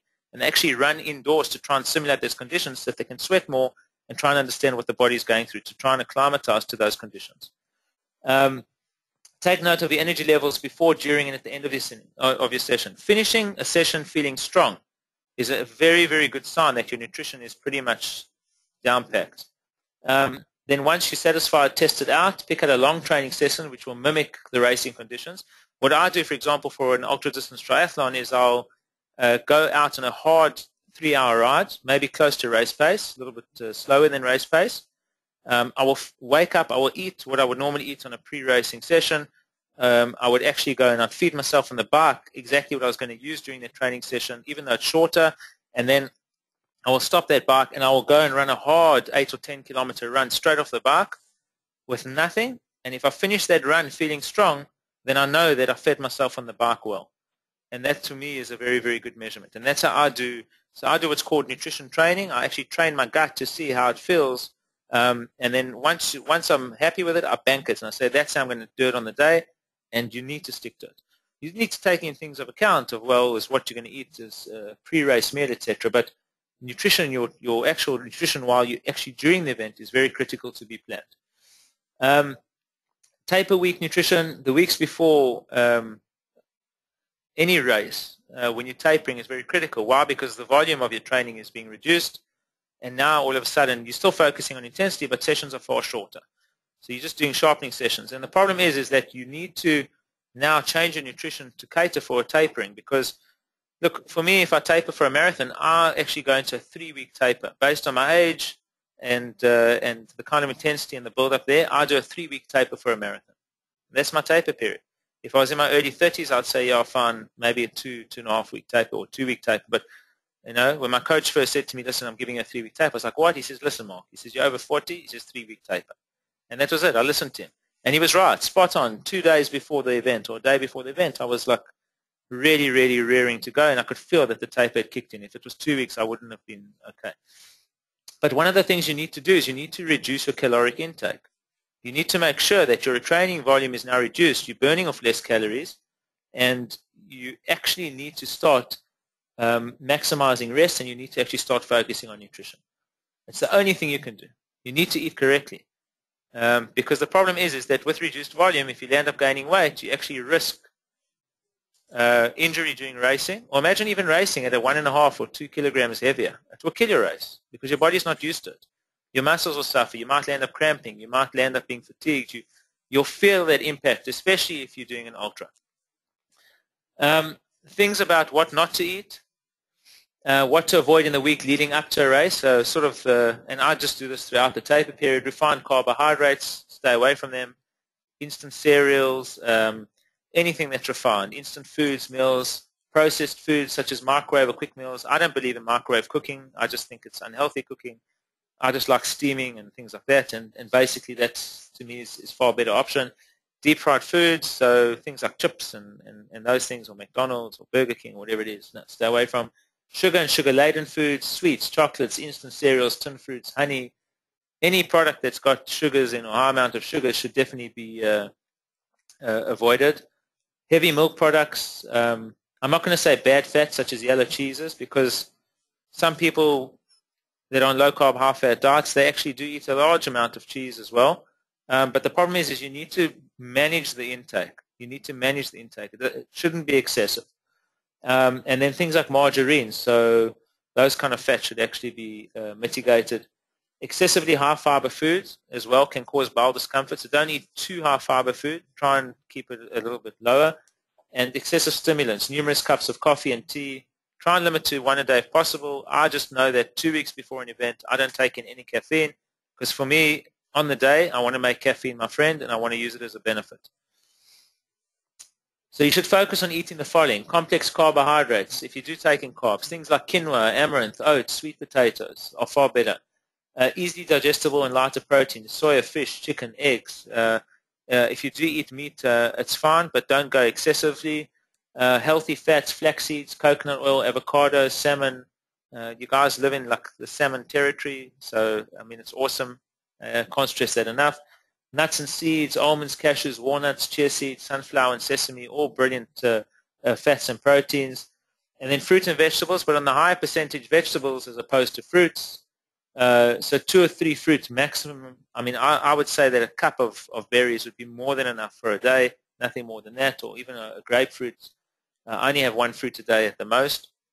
And then on the other side, the vegetables, but in the good carb sort of protein range. So the vegetables you should stick to should be probably the more nutrient-dense ones, and I mentioned them earlier. Most of your green leafies, like Brussels sprouts or broccoli or cauliflower or spinach, rocket chives, things like that. On the dairy side, make sure you don't have any negative reactions to dairy. If you do know that it causes congestion, etc., the last thing you want to do is go and swim 3.8 kilometers with blocked nasal passages and difficulty breathing. The other thing is that when you do have more mucus, you have got more of a susceptibility to illness. Because why? Because bacteria loves it. And when your immune system's low, and it generally usually is, especially a few weeks before a race, because you put your body under large physical stress, you don't want to come into contact with any ill people. And if you do have congestion or mucus and you come into contact with an ill person, you run a very high risk of falling ill on the day. And you want to try and minimize that as much as possible. I do know athletes that walk around with masks on, don't touch elevator doors, and use their elbows and kick doors open. And some of them just stay at home. Even amateurs, it's not just the elites, we may be even more pedantic. But you spend a few thousand on an event, and you spent a lot of time and investment actually gearing for it. The last thing you want to do is arrive at an event on race day and not feel well enough to race. And then that's another thing I want to just stress. It's got nothing to do with nutrition, but if you don't feel well enough to race on race day, please do not race. Because if you do have a virus or you do have some form of illness or a flu and you put yourself into a race, you risk myocarditis, and the last thing you want is a heart attack. And I've seen people die during events. I've seen them die in ultra races. I've seen them in triathlons. I've seen it happen. And the reason being is that they woke up in the morning, they knew they weren't feeling well, but they didn't listen to the messages their body was giving them. And people go into a state of denial. I've learned over the years that you can never go into a state of denial. You just got to deal with it, focus on the next goal, and move on. This year was Comrades Marathon. I spent 6-7 months building up for it. I had to pull out the week before because of a chest infection. I even waited up until 2 days before to see if I would come right. I was on heavy antibiotics, and I had to make the decision that there's no ways. And I skipped it, and it's another year. But on this year's race, there was a guy that he was actually carried the last kilometer to the finish line. At the end of the finish line, they dropped him on the floor, and they put him in a stretcher, but he was dead. Because he woke up in the morning, and he wasn't feeling great, and he actually went and he raced it. He ran it. You cannot put your body through physical stress. It's like driving a car from here to Stockholm or Oslo, or wherever you're going, and the tires are completely flat. Chances are you're going to go off the road. And it's not worth putting yourself under that situation. Your health is far, far more important. On the hydration side, this is a very critical factor, especially in the week leading up to an event. I always advise people to try and drink in around 40 milliliters of fluid per kilogram of body weight. That means if you weigh 60 kilos, 2.4 liters of water a day. Okay, and it sounds like a lot, but it's not actually. And someone say, well, I run up and down to the toilet the whole day, and I say, well, that's fine. That's great. Just get that fluid into the system, because hydration is the fluid uptake into the muscles. It's when you arrive at the race on race day, you need to be hydrated to your maximum. You're not going to be overhydrated, because the body will obviously control that, but you need to be hydrated to your maximum. If you're only 90 or 80% hydrated on race day, you're already putting yourself at a disadvantage, and you're going to suffer during the race. So try and consume that. If you do take in coffee, 2 cups of water for every cup of coffee you have. And that helps my clientele control the amount of coffee. So if you drink a cup of coffee, add an additional 2 cups of water over and above what you're supposed to consume for the day. If you can't manage 40 milliliters, then try 30. I know it gets cold here in winter, so then switch the fluid to a herbal tea. I mean, this morning I had an awesome herbal tea, and I think I had about 12 or 14 cups before we got out the door. But the thing is that that's also fine. Still a good green teas or rooibos teas or whatever it is are very, very good. But make sure you hydrate consistently. That's something that a lot of people don't focus on. I've seen people also at expos, like an Ironman expo, etc. They walk around the expo, they spend a couple of hours shopping and doing their thing, and I never see a water bottle in their hands, and that's 4 or 5 hours of lost hydration that's just taken place. They've lost that fluid, and it's very difficult to get it back. So you need to make sure you hydrate properly. The 2 days leading up to any race, from a nutrition point of view, ensure you're eating and hydrating consistently, that you're not skipping meals. Try and avoid heavy red meats unless you're used to it. Unless you're used to it. I do have athletes that eat a big steak the night before a race. That's what they do. They love it, they do it, and they're quite comfortable with it. The day before an event, you want to be extremely careful of what you eat. Stick to the plan. Stick to your plan. Don't have any digestive issues. Don't go and eat a new food or change a food. I'm not mentioning names, but I mean, even recently at one of the Ironmans, I noticed one elite athlete walking down the boardwalk when I stepped out of the expo. An elite athlete that I knew was walking down the boardwalk with a giant pizza the night before a race. To me, pizza is definitely not a pre-race meal. I mean, there's no ways. But, you know, each to their own. And, again, it does have an impact on performance the following day. If you do have a higher carbohydrate diet, you should probably make your lunchtime meal the day before your higher carb meal. You don't have to go and carbo load the night before an event. Or I don't believe in carbo loading anyway, because when you're in a period of taper and you're reducing your volume of training, and you're eating normally, your glycogen levels are naturally going to top themselves up. So by carbo loading, you're actually just putting on excessive weight. I do not believe in carbo loading. The other thing is by eating excessively the night before an event, you're going to lie in bed with a big stomach feeling bloated, and you're going to feel discomfort. And the one thing you need to focus on before a race is actually getting to sleep. You need to focus on a good night's sleep. The more rest and the better you rest at night, the better you're going to feel the next morning when you wake up. So sleep is very critical. I generally eat a fairly small meal the night before, sometimes even to the extent that I just have a vegetable omelette. And if I want a little bit of carbs, I can throw some quinoa in it, but generally for me it's eggs. If you want to put it onto rye bread or whatever it is, that's fine, but I have a very small meal the night before. The most critical meal is the next morning, is the morning before the race. So on race day and in the morning of any race, and I mean, I've even heard of athletes, I mean, they tell me, I've skipped my meal, and I'm thinking, oh, you must be mad. How can you skip a race meal, especially if you're doing an Ironman? You can't, or an ultra marathon, or even a marathon. You cannot skip a pre-race meal. It's just not something you do. So in the morning of any race, it's very critical in terms of nutrition. The food you take in the morning will be converted into the fuel that you're utilizing during the race. It might not come into effect immediately, but at some stage during that race it will come into effect. But you need to eat something that provides you stability and gives you the energy requirements that provide you stability that you are going to be able to utilize it during the event. So when I say a meal should be sustainable, I would aim for at least 300 calories, nothing really less. Try even more is a little bit okay. Examples of meals, these are some examples: rolled oats, peanut butter, almond butter, a half a banana. Can mix them together, low GI bread or raw oats, seed loaf, peanut or almond butter, honey banana, you know, a low GI cereal or a porridge or some fruit. A yogurt and fruit is not good enough. You definitely need to have some more substance to that. Some people like eggs, some toast. Some people eat sweet potatoes, brown rice, quinoa. Whatever happens, you need to try and make sure that you've got a carb, protein, and a fat meal that provides you some stability. Do not spike your blood sugar before an event. There's no point, especially if it's an endurance event. There's no need to do that. You're only going to end up suffering for it later. When heading off to the race, always carry a little snack to drink. Ensure your energy levels are topped up before the event. Ensure you're hydrating. One of the biggest problems, though, is that you shouldn't overhydrate, because then you overload the bladder if you overdrink. And I've seen people, they like drink bottles of water, and then the race is starting and they have to run to the toilet, and you know the bladder's overloaded. You need to feel in a position of comfort, not discomfort. And don't overeat either, because you don't want to feel in a position of discomfort either. And don't eat high-fiber meals the morning of a race, because I can promise you now, with pre-race nerves and eating high-fiber, that stomach is going to work overtime, and it's the worst feeling in the world. You want to try and take in a meal that gives you digestive comfort. And all of us get pre-race nerves, so it causes a lot more issues. There's a lot of advocating by some companies to consume heavy or blood glucose spiking products before the event to maximize liver glycogen levels. But I think taking an approach like this is actually dangerous, because it really depends on the pace you're going to go out at.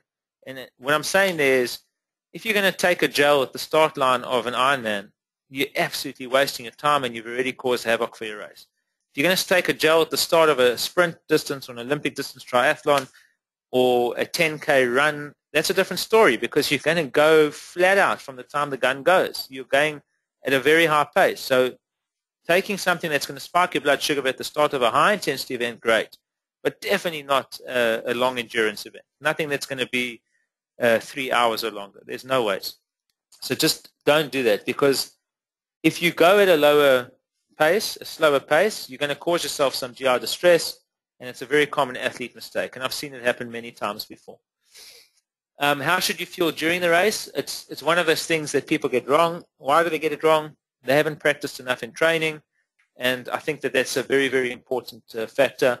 You need to, first of all, understand how long your race is going to take you. We were speaking to Michelle Vesterby last night, and I was just quite interesting. I was actually just saying to her, I was talking about pace. How do you pace yourself during an Ironman event? She's a really top Ironman athlete, and she was saying it depends on what the ladies are doing. And I was thinking to myself, but in an Ironman, I want to know what my finishing time is. I've got a predicted finishing time, and I want to try and hit that time. So if it's going to be 9.5 hours or 10 hours or 10 and a half, 11 hours, and that's my set time, and it needs to be realistic based on your level of fitness, but I'm actually going against the clock. I don't care what anybody else is doing, and I need to pace myself accordingly. And the thing is that when you're sometimes following other people, you're going to outpace yourself. So always try and determine how long your race is going to take you. Okay? And I promise you, the people that do pace themselves are the ones that actually come through a lot more. Just a personal experience that I had. I don't know if any of you have done this Israelman event in Israel. It's an Ironman and a half Ironman distance on the same day that they've got there. And it's probably, I think, out of 26 half iron distance events, it's really probably the hardest half iron distance event that I've ever done in my life. I think the record time on that course is 4 hours and 39 minutes by a sub 8 hour Ironman athlete. And I think for the full Ironman, I think it's 9 hours and 24, again, for a guy that's a sub 8.5 hour Ironman athlete.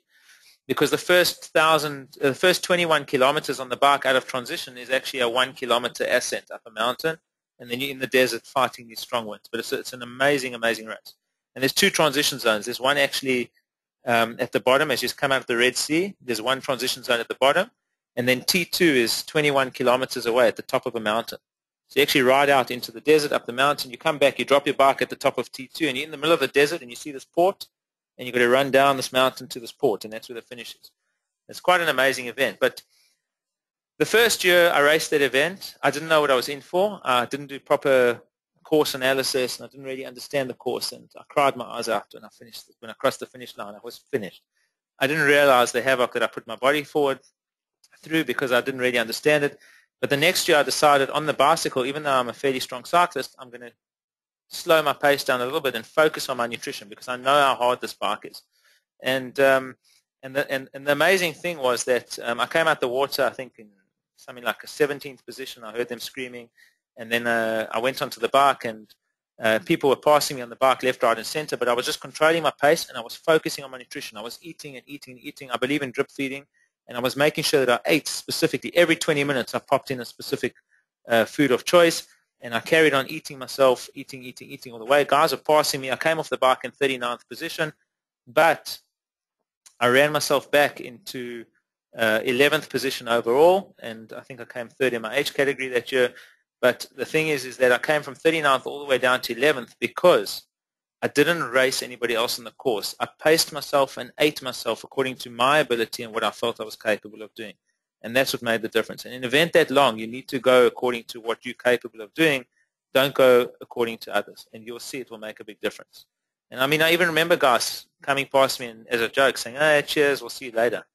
And when I came past the run, it was like, cheers, I'll see you later kind of thing, you know.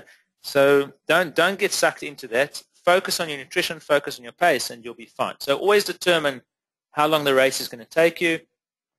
There is a very big difference between a 2-hour race and a 4 and a 5-hour race. And I mentioned that earlier. You can race 2 hours as hard as you want. You can go flat out in 2 hours. And you can even drink a high GI drink or a carbohydrate spiking drink or take in gels, whatever it is. Don't overdo it because obviously stomach plays a very critical role.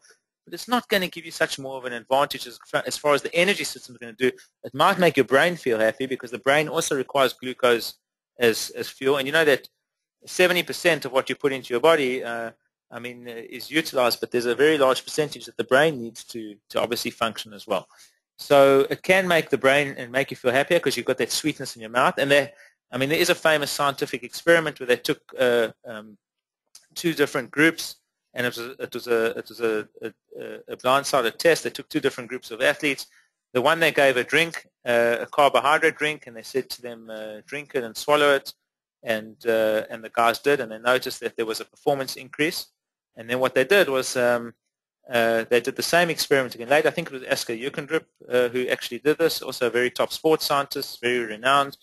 And what they did was they actually made the athletes put the carbohydrate in their mouth and swirl it around and spit it out, not swallow it. And they reached the same performance level, which means that sometimes the taste on the palate triggers the brain function, which allows you to perform at a higher rate. So it's not just what you ingest, but it's also that taste. So obviously by sacrificing certain things, you might actually be able to, mitigate or put yourself at a disadvantage. Obviously in a 4 or 5 hour race, or even up to a 15-hour race, or a 24-hour circuit race, or whatever it is, you're going to fuel yourself completely differently, because in these races you need to focus probably on more food in the beginning, because usually later on in a race you feel like eating less and maybe you want to take in more fluid. In a 15-hour race you might need to introduce proper foods and proper food solids into the race. As far as nutrition goes, you need to eat properly, because you would never go through a 15-hour day without eating, so why go through a 15-hour race without eating? And you need to plan these things accordingly, whether it's peanut butter sandwiches mixed together with supplements or whatever it is, but you need to try and fit in proper stuff. So ultra-distance fueling, when it comes to Ironman, I put their Comrades Marathon as an example. It's primarily a fat burn session, so this needs to be taken advantage of, and we spoke about this, about pace control. Breathing is controlled, which means there's more sufficient oxygen to convert fat eventually after this process to ATP, which is basically fires the muscles. And feeding type should fall within an insulin-stable region. So spiking your blood sugar at a controlled, comfortable pace is actually doing yourself a disservice. And I mentioned at the start line, popping a gel at the start of an ultra-distance marathon is no reason. Unless you're running at a high intensity, a very high intensity, but nobody does that in an ultra. You're really running at a comfortable pace. You want to feel strong at the finish, and if you're going to take the gel, you'd rather take it in the last 10 kilometers as opposed to taking it in the first 10 kilometers. So always try and fuel yourself accordingly. Hydration versus energy is so critical. I've drawn a little picture here. I'll explain it to you now. But I always tell athletes, always separate your hydration requirements from your energy requirements. And that is so important, because let's say you want to take in 50 grams of carbs per hour or 60 grams of carbs per hour, whatever it is that you've decided, and you stick those into a bottle and you actually drink that bottle in an hour. But what happens if it's 2 degrees on the day? Are you really going to drink that whole bottle in an hour? And the answer is no, because then you're taking in too much fluid. So if you're drinking less fluid, then what happens? The amount of calories you're taking in is far less. So on a hot day, it will be fine. So you need to decide if you're the kind of person that can't eat during an event and you're relying on fluids. So what I did here was I actually put in a concentrate of carbohydrates in a fluid format, and I marked the bottle off, and I know that I need to drink that much per hour, that much per. So every hour I need to drink that much. The rest I can rely on water, and I drink to thirst. And that's a nice way of feeding myself from a liquid point of view. You can't run like that. That's okay for the bicycle. But for the run, you would need to probably look at more of a food solid, but always separate your hydration and your energy requirements. I said you drink to thirst. I mean it. Take your calories in separately, because weather conditions change, hydration requirements change. In the morning it's cooler. Midday it's a lot hotter. Just after midday it's very, very hot, depending on how long you're going to be out there for. Sometimes it's also good to train in those hotter conditions. So going out later and training in the heat to see how your body responds and how much fluid you think you'll be able to take in at those times. So just always remember that you really need to make sure that you're taking in the right amount of calories per hour, you need to play with that. Food solids versus liquids. Food solids. So I've just put some benefits of both. Why? It's much more fuel to the digestive system in a way. In other words, it makes you feel a little bit fuller.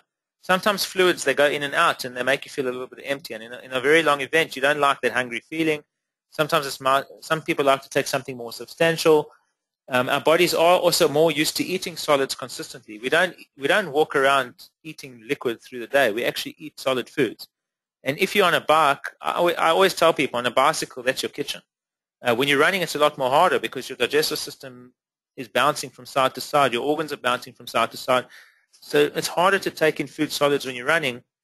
But when you're cycling, your upper body is pretty stable, and it's a lot easier, and you're in more of a comfort zone when you're taking in food solids. So you need to decide, do you go with food solids or liquids? So from a comfort, hunger, and fullness and stability point of view, and from an enjoyment point of view, sometimes they are a lot easier to take in. But when can't you really take them in? If the intensity of the race and breathing patterns also determine what you can take in. So if you're going at a very high intensity and you're really breathing intensely, it's very difficult to be eating because your airways need to be completely unblocked. And in that case, more fluid kind of a feed will be what you require. High fiber food should be limited. High protein should also be limited. You need to try and find a balance. I do believe in taking in protein in an ultra event. It's something that I always advocate. In a half Iron distance or a full Ironman, a bottle of protein combined with carbohydrates, depending on a specific ratio, would be quite nice to take in. And it does provide stability, and I believe it does keep you feeling fuller for longer. It works well for me. It works well for a lot of the athletes that I've dealt with.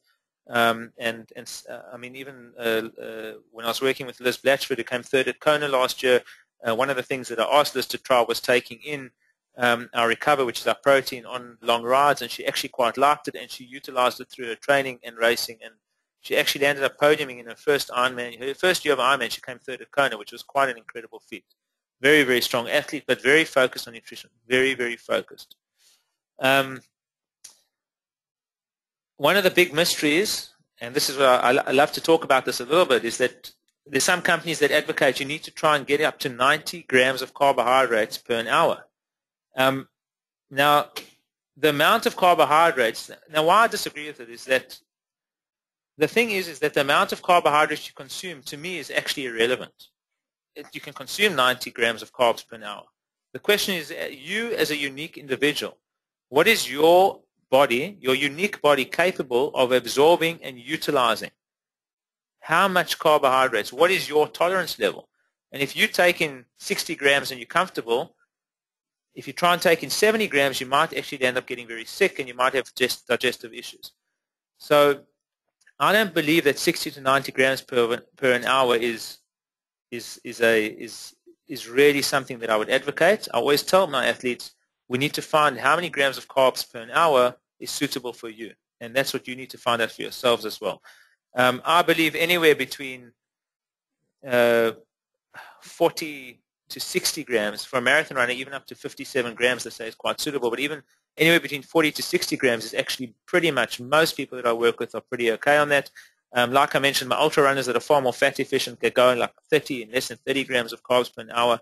And I don't see an issue with taking in a little bit less carbs as long as you're able to perform on that kind of effort. And you know, I'd rather start with less and increase it over a period of time to see what your tolerance level is, as opposed to taking in too much and actually causing a GI distress on the system. What works for one person works for another. If you do go with a higher carb intake, you've got to understand, you've got to use carbohydrates that are called multi-transportable carbohydrates. People advocate a variety of different carbs that are combined in certain ratios, which maximize that rate of absorption, and are quite easy on the stomach.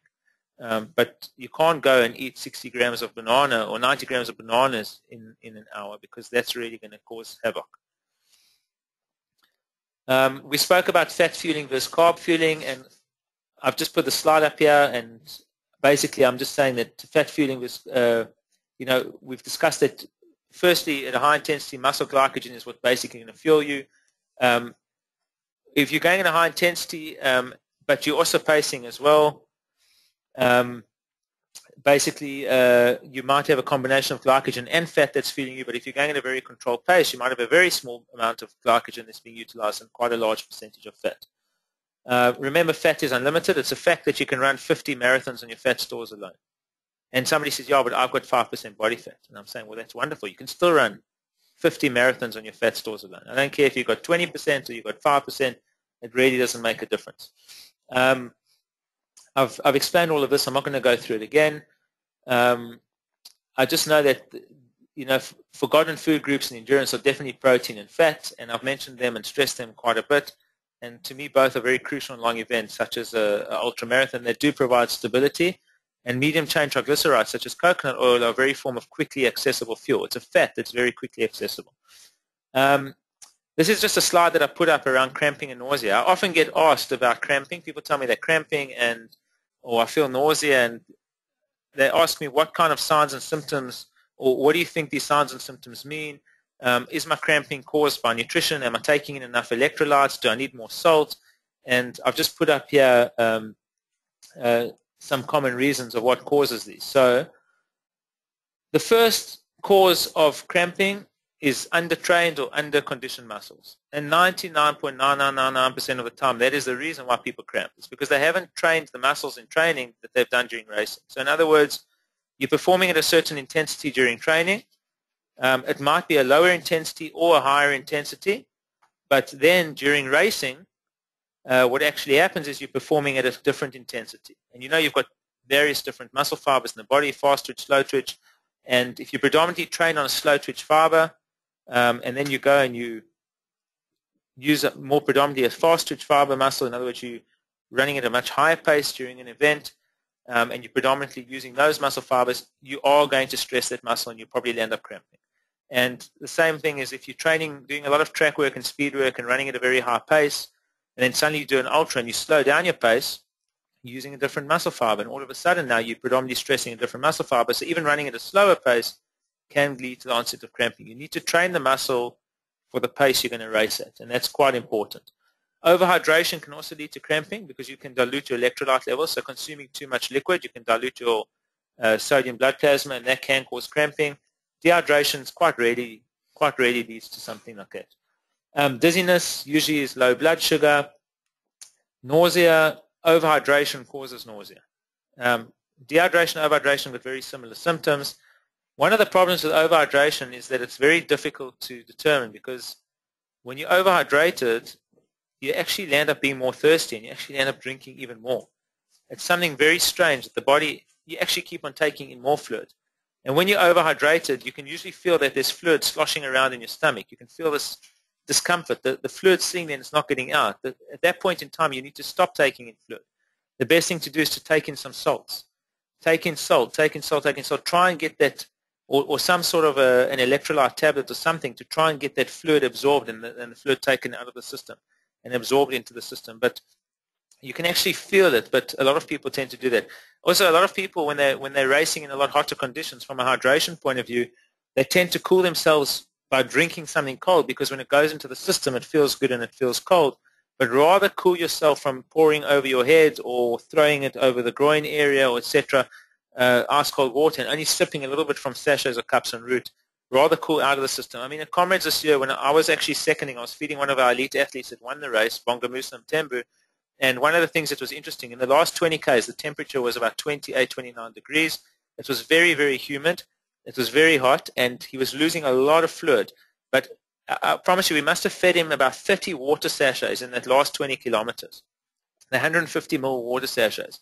And what he did was he probably drank only about 2 to 3 of them in the last 20 Ks. The majority of them went over his head and onto his body for cooling, and that was the wisest thing he could have done, because by consuming too much water, he would have landed himself up in trouble. Also, glucose overload, GI distress, taking too much excessive sugars, etc., can also cause that. So that's just something that's quite interesting. On the supplementation side, people always ask me what supplements they should be taking when it comes to sports nutrition. I'm just, first of all, I always tell my clients, if you're not eating correctly, you don't deserve a supplement. First, focus on the foundation, get the nutrition 100% correct. Once that's done, you can supplement a healthy diet, and key supplements for me would be your omega, so make sure you're taking enough oils, unless you're eating them. Magnesium is critical, vitamin D. Vitamin C, I generally advocate post-training when you're putting your body under stress. I like to take it in post-hard sessions, because There's a few hours of post-exercise where your body does feel a little bit, or does go into what's called a lowered immunity state, and you're susceptible to catching illness. And so I like to try and take that into boost. These are called, the beneficial ones are carnitine, like CLA. They help with free fatty acid dispersion and carrying as well, transporting free fatty acids to the mitochondria for fuel. Carnitine is a very, very good fuel, especially for endurance athletes. It's something that you could take on a daily basis. Spirulina, glutamine I basically advocate for people that enter periods of fatigue or illness or lowered immunity. I believe in cycling on it for 10 days, not taking it excessively because it does come naturally in food, but it's something that you can take. And then multivitamins I'm not really a big fan of because you can take a multivitamin and it can have like 30 or 40 different minerals and vitamins in. The question is what's actually being absorbed. And I go back to the snapshot picture. Do you know what you're actually deficient in? First start to deal with the deficiencies and then decide. But I think you should take the vitamins and minerals separately and also space them out. Don't take them all at once because that way you'll know that the absorption rate of that particular vitamin is going to be far better. It's like taking a vitamin C. They say you shouldn't take a vitamin C with a carbohydrate. The two fight for absorption. Rather take it with a fat or a protein, then you know the vitamin C, the absorption rate is going to be a lot higher. And then ribose is actually quite a nice, they call it a glyconutrient, but you need to take it for about 6 to 8 weeks before you feel a difference, but it helps with energy levels and fatigue. It's something that I actually quite recommend. Very, very cheap, very natural. All of these are very natural. I don't advocate anything really unnatural. And that's it. So just to sum up, I just want to stress, nutrition can be very complicated, but the one thing that's for sure is that it can also be very, very simple. You need to make the right choices when it comes to selecting foods. You need to think about your lifestyle. You need to think about your health. Always put your health first and think about what your goals are and what you want to achieve. And you need to try and eat your way. You need to try and eat your way along to try and help you achieve these goals because nutrition is going to support everything that you do on a daily basis. It supports your work. It supports your physical activity, your emotional stability. It supports every single thing that you're going to do. And most importantly, it actually is the foundation of your health. Okay, so we've got some elite athletes here as well. And, I mean, maybe, I don't know if you guys want to come up here and just, I can just ask you a couple of questions so that we can, maybe 1 or 2 questions that we can just, that we can ask you around maybe sports nutrition and fueling, what you guys do, how you prep for a race maybe. Who should I ask, Michael? I'm just Depends on the questions, I guess. Who's here? I just can't see you now. All right, so I mean you know the guys better than I do, but so what's his name again? Rasmus. So Rasmus is you're a triathlete, correct? Yes. Okay, so I mean, you specialize in Olympic distance or in half Ironman distance? So it'll be just very interesting. I'm actually going to give this. I'm going to stand actually next to you so the guys on the webinar can hear because this is their mic. But one of the things that I think is quite important, and I've spoken from my point of view and from my experience working with athletes. But what I'll do is I'll just ask Rasmus. I mean, is there anything specific that you focus on? First of all, let's talk about those few days leading up to a race. If there's anything specific you focus on around the nutrition side, what do you try and avoid anything at all, or?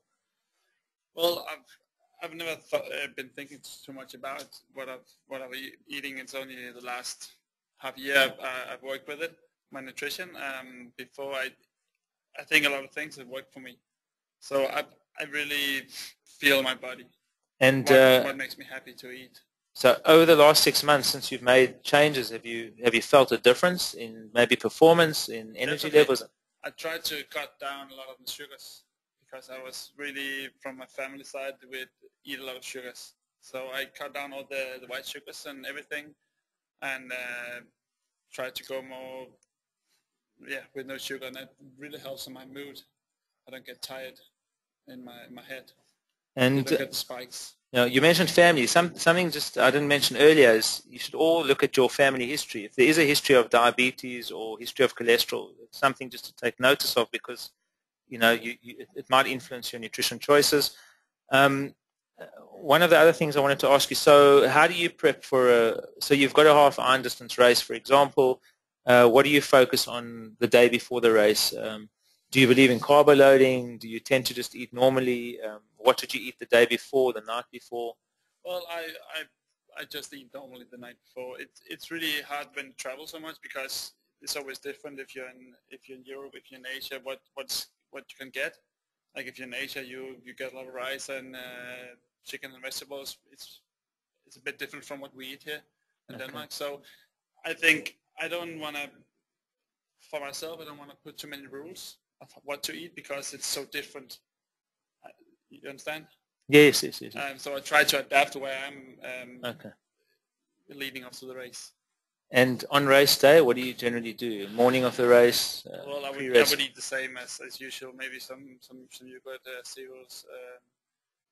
Okay. And it again depends where I am. All right.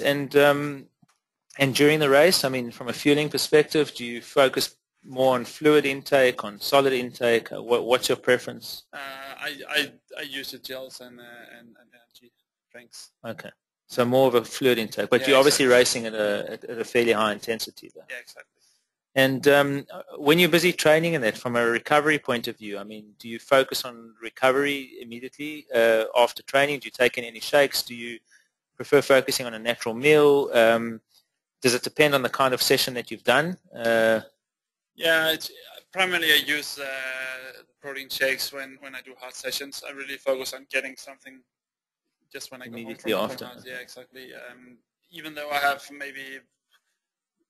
lunch 30 minutes later, I won't have something immediate when I go home. Okay. Just by the way, that's an important point. He mentioned he has something immediately afterwards, and then even lunch 30 minutes later. And I mentioned earlier like a double recovery meal. And one of the things that I stress is after a very hard session, I always tell my athletes within 15 minutes, take in a shake, immediately get in the carbohydrates and the protein, try and recover as quickly as possible, shower, change, stretch, whatever you need to do, and then go and eat a proper, natural, wholesome recovery meal, whether it's your breakfast or whether it's your lunch, depending what time you finish. But that will really, really stabilize you for the rest of the day, and it will reduce your calorie want for the rest of the day. It will actually stabilize you to the extent that you won't get a calorie craving. I see a lot of people going on 3-4 hour rides sometimes, and then they land up at I don't know what the most famous coffee shop is here with muffins, but generally they might burn off 2,000 calories and consume 3,000 to 4,000 calories worth of muffins and cappuccinos, etc. afterwards. And I see it all the time. You know, they call it a coffee ride, and I call it a weight gaining ride. But do any of you have any questions, by the way, while I'm up here asking him some questions? Sure. Sounds great. And then is there anything else, I mean, that, but I mean, you've started cutting out like excessive sugars, and you're already finding a benefit, and you will definitely. And from an hydration point of view, do you generally also drink to thirst? Do you? Yeah, I've always trained with training and eating and everything by how I feel. Okay. And I really try to listen to build it up a little bit now, but I still do what I feel, especially with the food. And of course, I know what's right or wrong, but I really I believe a lot in the mental, how the mentality works. If your brain is happy, if your body's happy. Yeah, and I agree with that. I think that, you know, like I mentioned, you've got to listen to your messages. I think that the body speaks during an event, when you're training, even during the day. You need to try and listen to it and give into those cravings. But just by the way, one of the things I mentioned earlier was illness. When you're ill, generally you do crave carbohydrates. A lot of people crave carbohydrates when they're ill. That's not your body speaking.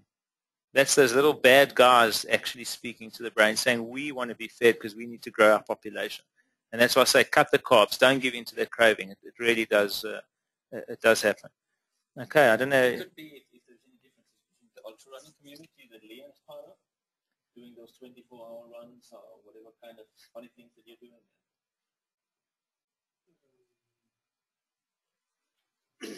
Yeah. Let me move over here so they can hear you. Sorry. Yeah. I normally eat more food during the competition because I normally run for 24 hours and then I need some more proper food. Do you take in quite a bit of protein in those 24-hour events, or do you take in a large amount of carbohydrates? Do you focus just on a balanced type of a food, or? I try to eat some bananas and some nut bars and stuff like that. So from fat, protein, and carbs. Yeah. Yeah, and like I mentioned, in those events, I think 24-hour events, you know, they're probably more of a controlled pace, and you've got the ability, you know, to eat proper meals. I'm definitely not going to run 24-hour races, but you know, one of my sales reps has done, I think, 20 or so 100-milers. One of the guys that works for us, and he's the same. He just runs, but he also eats natural foods when he does. Yeah. You know, so we eat pasta and chicken. Something like that. Yeah, just to keep the stomach full. So if you're running at a slower pace, you know, obviously the body's a lot more in a stable condition and the digestive system's adapted. But the minute you're running at a high intensity and you're taking away all the fluid from the digestive system and putting it into the muscles, you know, you risk stressing the digestive system by taking in the wrong kind of foods. So, and you obviously can't eat red meats while you're busy running. You need to take things that are easily digestible. I think that's quite critical. And how do you prepare for these 24 hours? I mean, what do you focus on before the race? Just my sleep is very critical, so I try to get as much sleep as possible before the race and just eat normal. I've tried for a few months to cut away the wheat for my meals because I easily gain weight when I eat wheat. Okay. So and I feel better when I'm not eating so much wheat. So I've tried to cut that away from my. Okay. All right. So listen to the messages. I can't stress that enough. But and from a hydration point of view, do you also in these 24-hour events, do you just drink to how you feel? Yeah. I have tried for a few races to make a plan, and it kind of worked for 8 or 10 hours, and then it's hard to plan for a 24-hour race because there are so many things that can change during the race. So I have a big plan, and then I have some A, B, C, D plans that backups. Yeah, backup plans. Yeah. Okay. All right, Liam. I mean, thank you very much. And are there any questions? What about consumption of fat? I mean, you were mentioning MCT oil. Yeah. So look, I'm a big fan of that. Medium chain triglycerides are definitely the fastest accessible form of fat for fueling, also because they're not stored fats. They're fats that aren't stored. They're fats that are utilized for energy. The problem is that if you are going to fuel on MCTs, you need to reduce your carbohydrate intake, because if your insulin levels are a little bit high, the fat's not really going to be utilized. The body's going to go with the carbs first. It's the quickest form of energy, and the body will want to get rid of that before MCTs. So you need to, if you're going to fuel on MCTs, you need to focus on taking MCTs and not carbohydrates.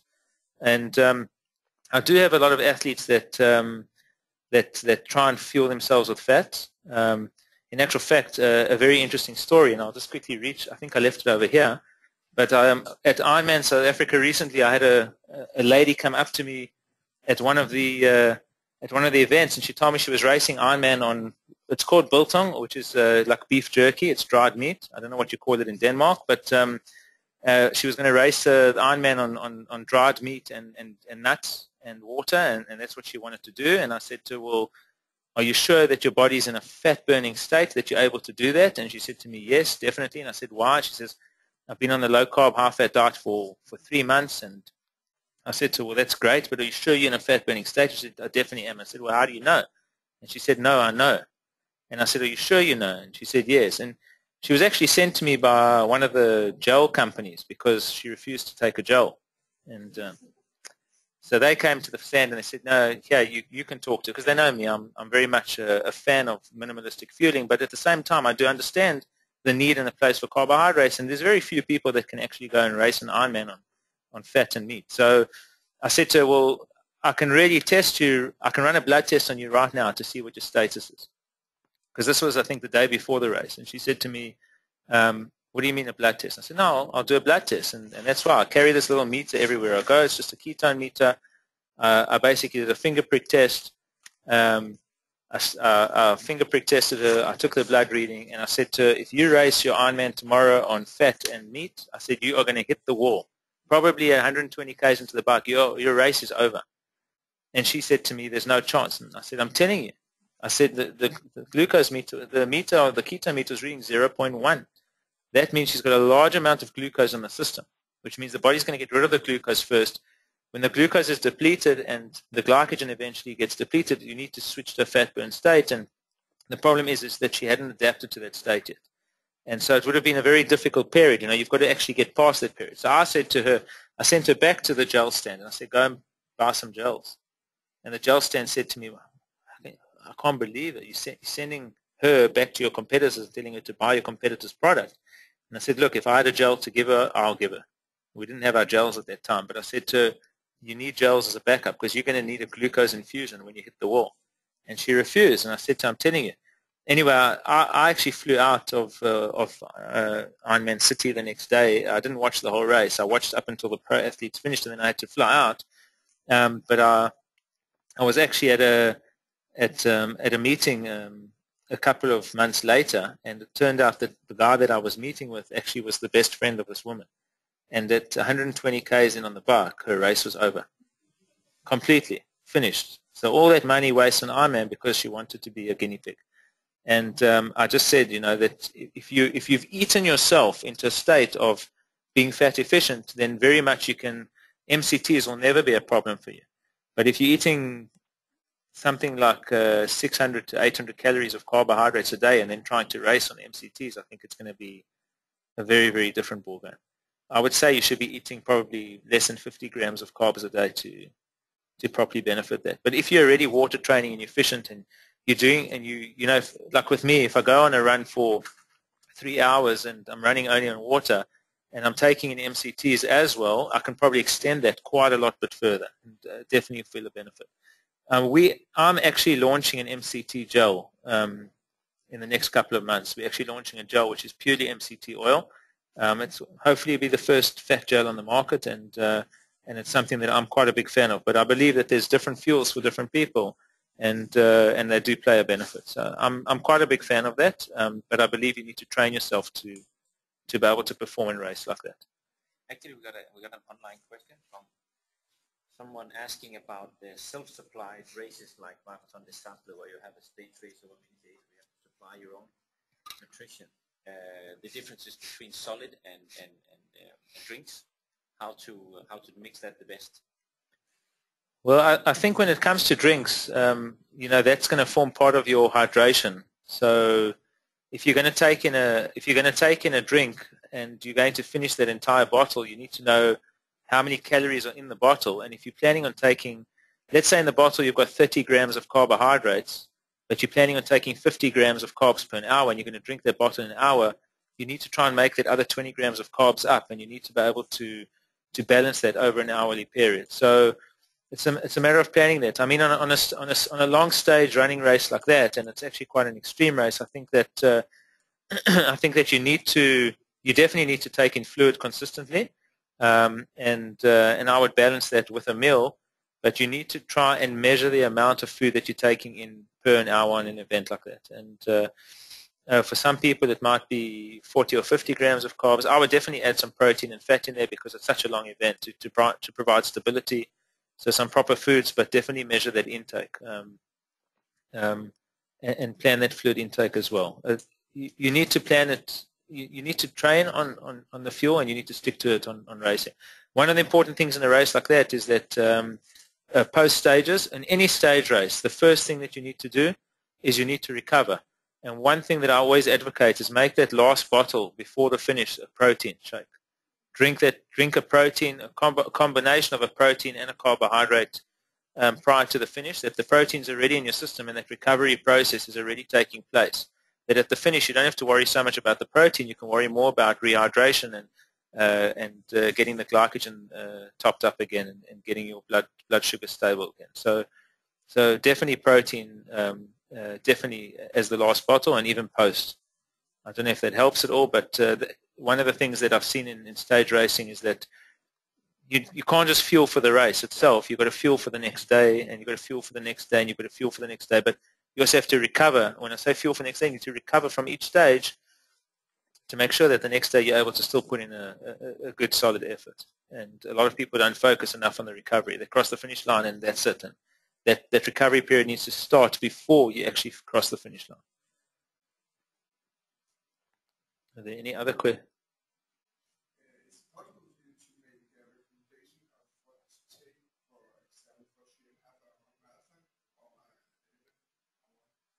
For a what? A 3.5-hour marathon. I think, look, everybody's different. When I'm running, I'm going to just talk about the question because I don't think the people are online. So somebody's asked me what to consume, what I can recommend for a 3.5-hour marathon or for an 11-hour Ironman.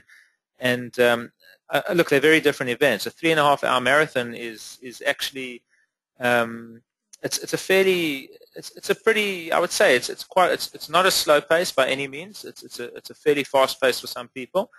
I always recommend drip feeding in a marathon. In other words, firstly, pre-race meal, very critical, and you need to try and take that in quite a few hours before, because like I said, running is obviously more sensitive on the digestive system. I like to take in a meal at least minimum 3 hours before an event.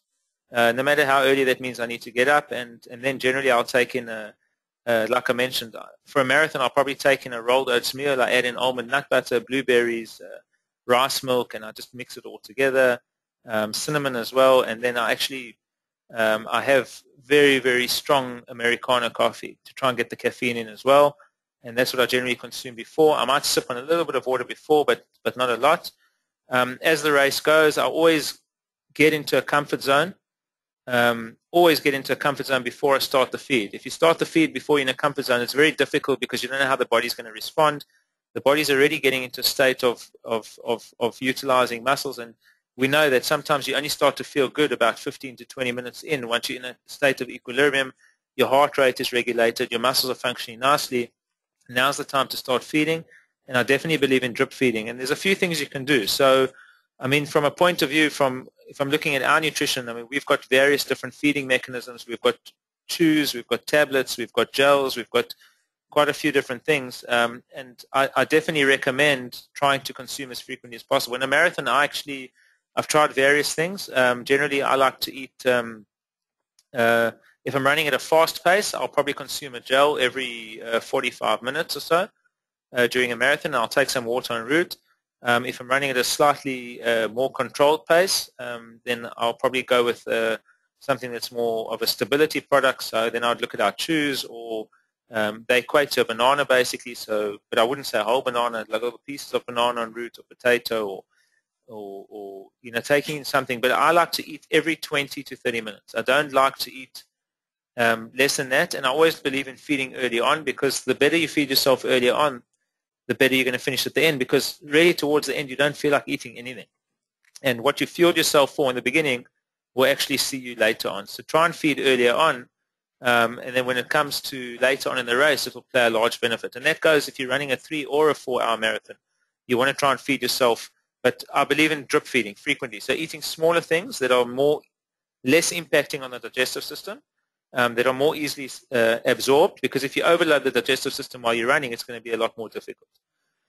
When it comes to, and if you want to try and get a quick pick-me-up before the finish, I would say save the gel for the last, if you're running a pace-controlled marathon, save the gel towards the end. If you take it right at the start, I think it's going to be very difficult.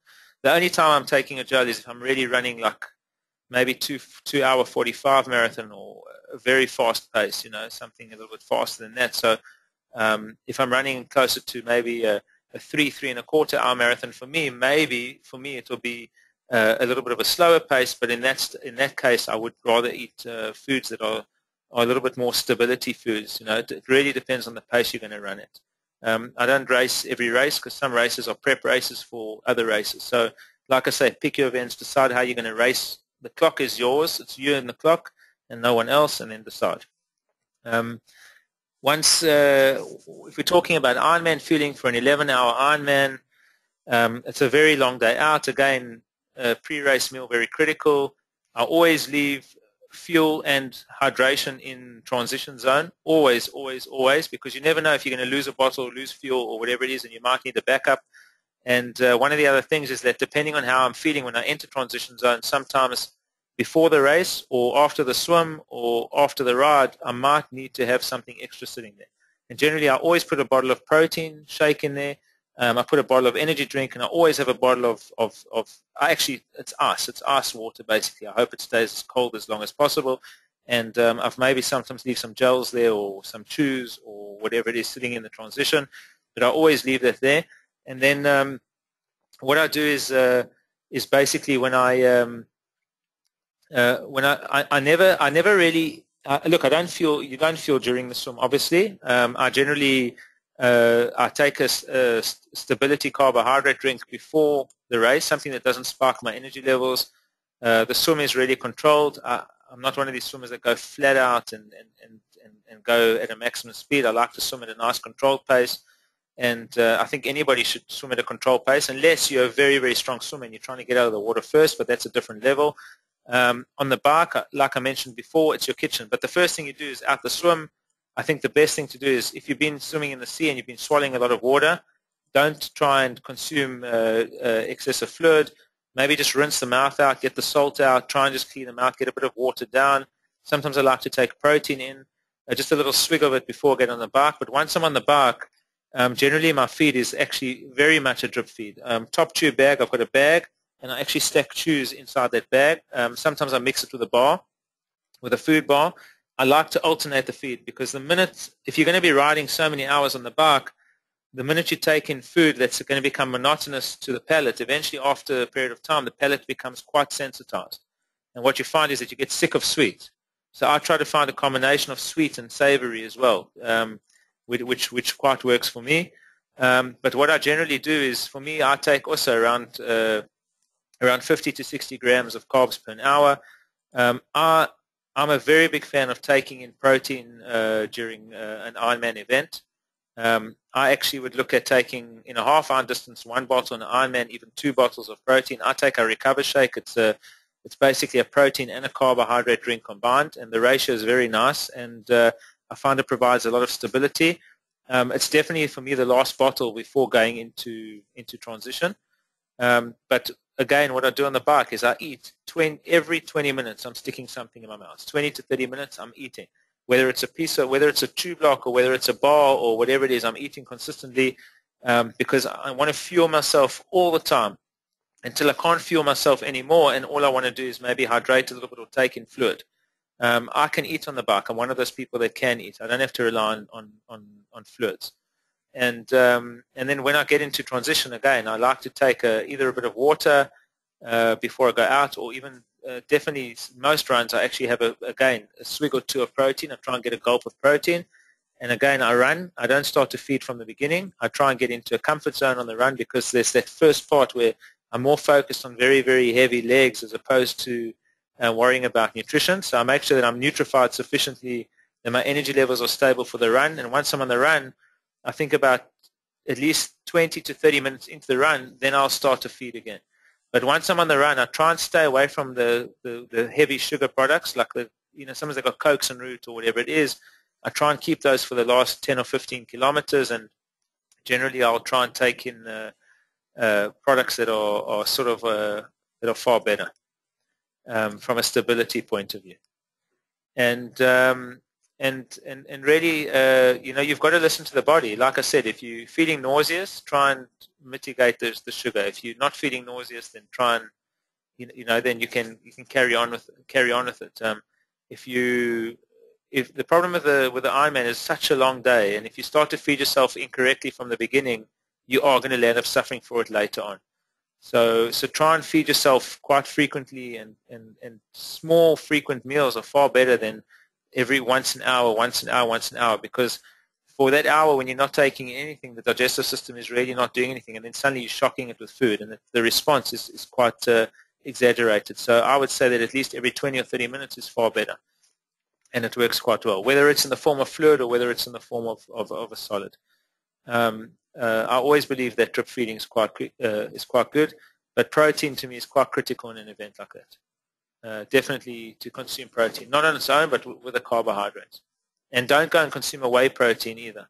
Not during an Ironman event. It's going to impact the stomach negatively. It's a very fast digesting protein. You want to stick with something that's an intermediate fast digesting protein. So probably something like a pea protein isolate or a soy isolate, or maybe a hemp or rice protein is far better. We use a pea protein isolate. It works extremely well. It's easy on the stomach, and it actually gets digested and absorbed quite nicely. So I don't know if that's helped. We actually, over time, I mean, these guys have got my details. The guys at Lober, know us quite well. If anybody's got any questions, or you want to email us or get hold of us, what we'll do is actually we can actually publish this recording on the internet. We can put it on. We're going to put it on social media, on YouTube, and we'll put the contact details there as well. So if there's any questions around fueling, nutrition, anything that anybody wants to know or ask, and we can point you in the relevant direction and try and assist. And I just want to say thank you to everybody for allowing me to come and talk here tonight. I hope it was valuable, and I hope it was informative. Remember, always health before performance. It's something that I always advocate, and thank you very much. I'm going to just end the webinar quickly. And just for those that were online, also thank you very much for joining. Okay.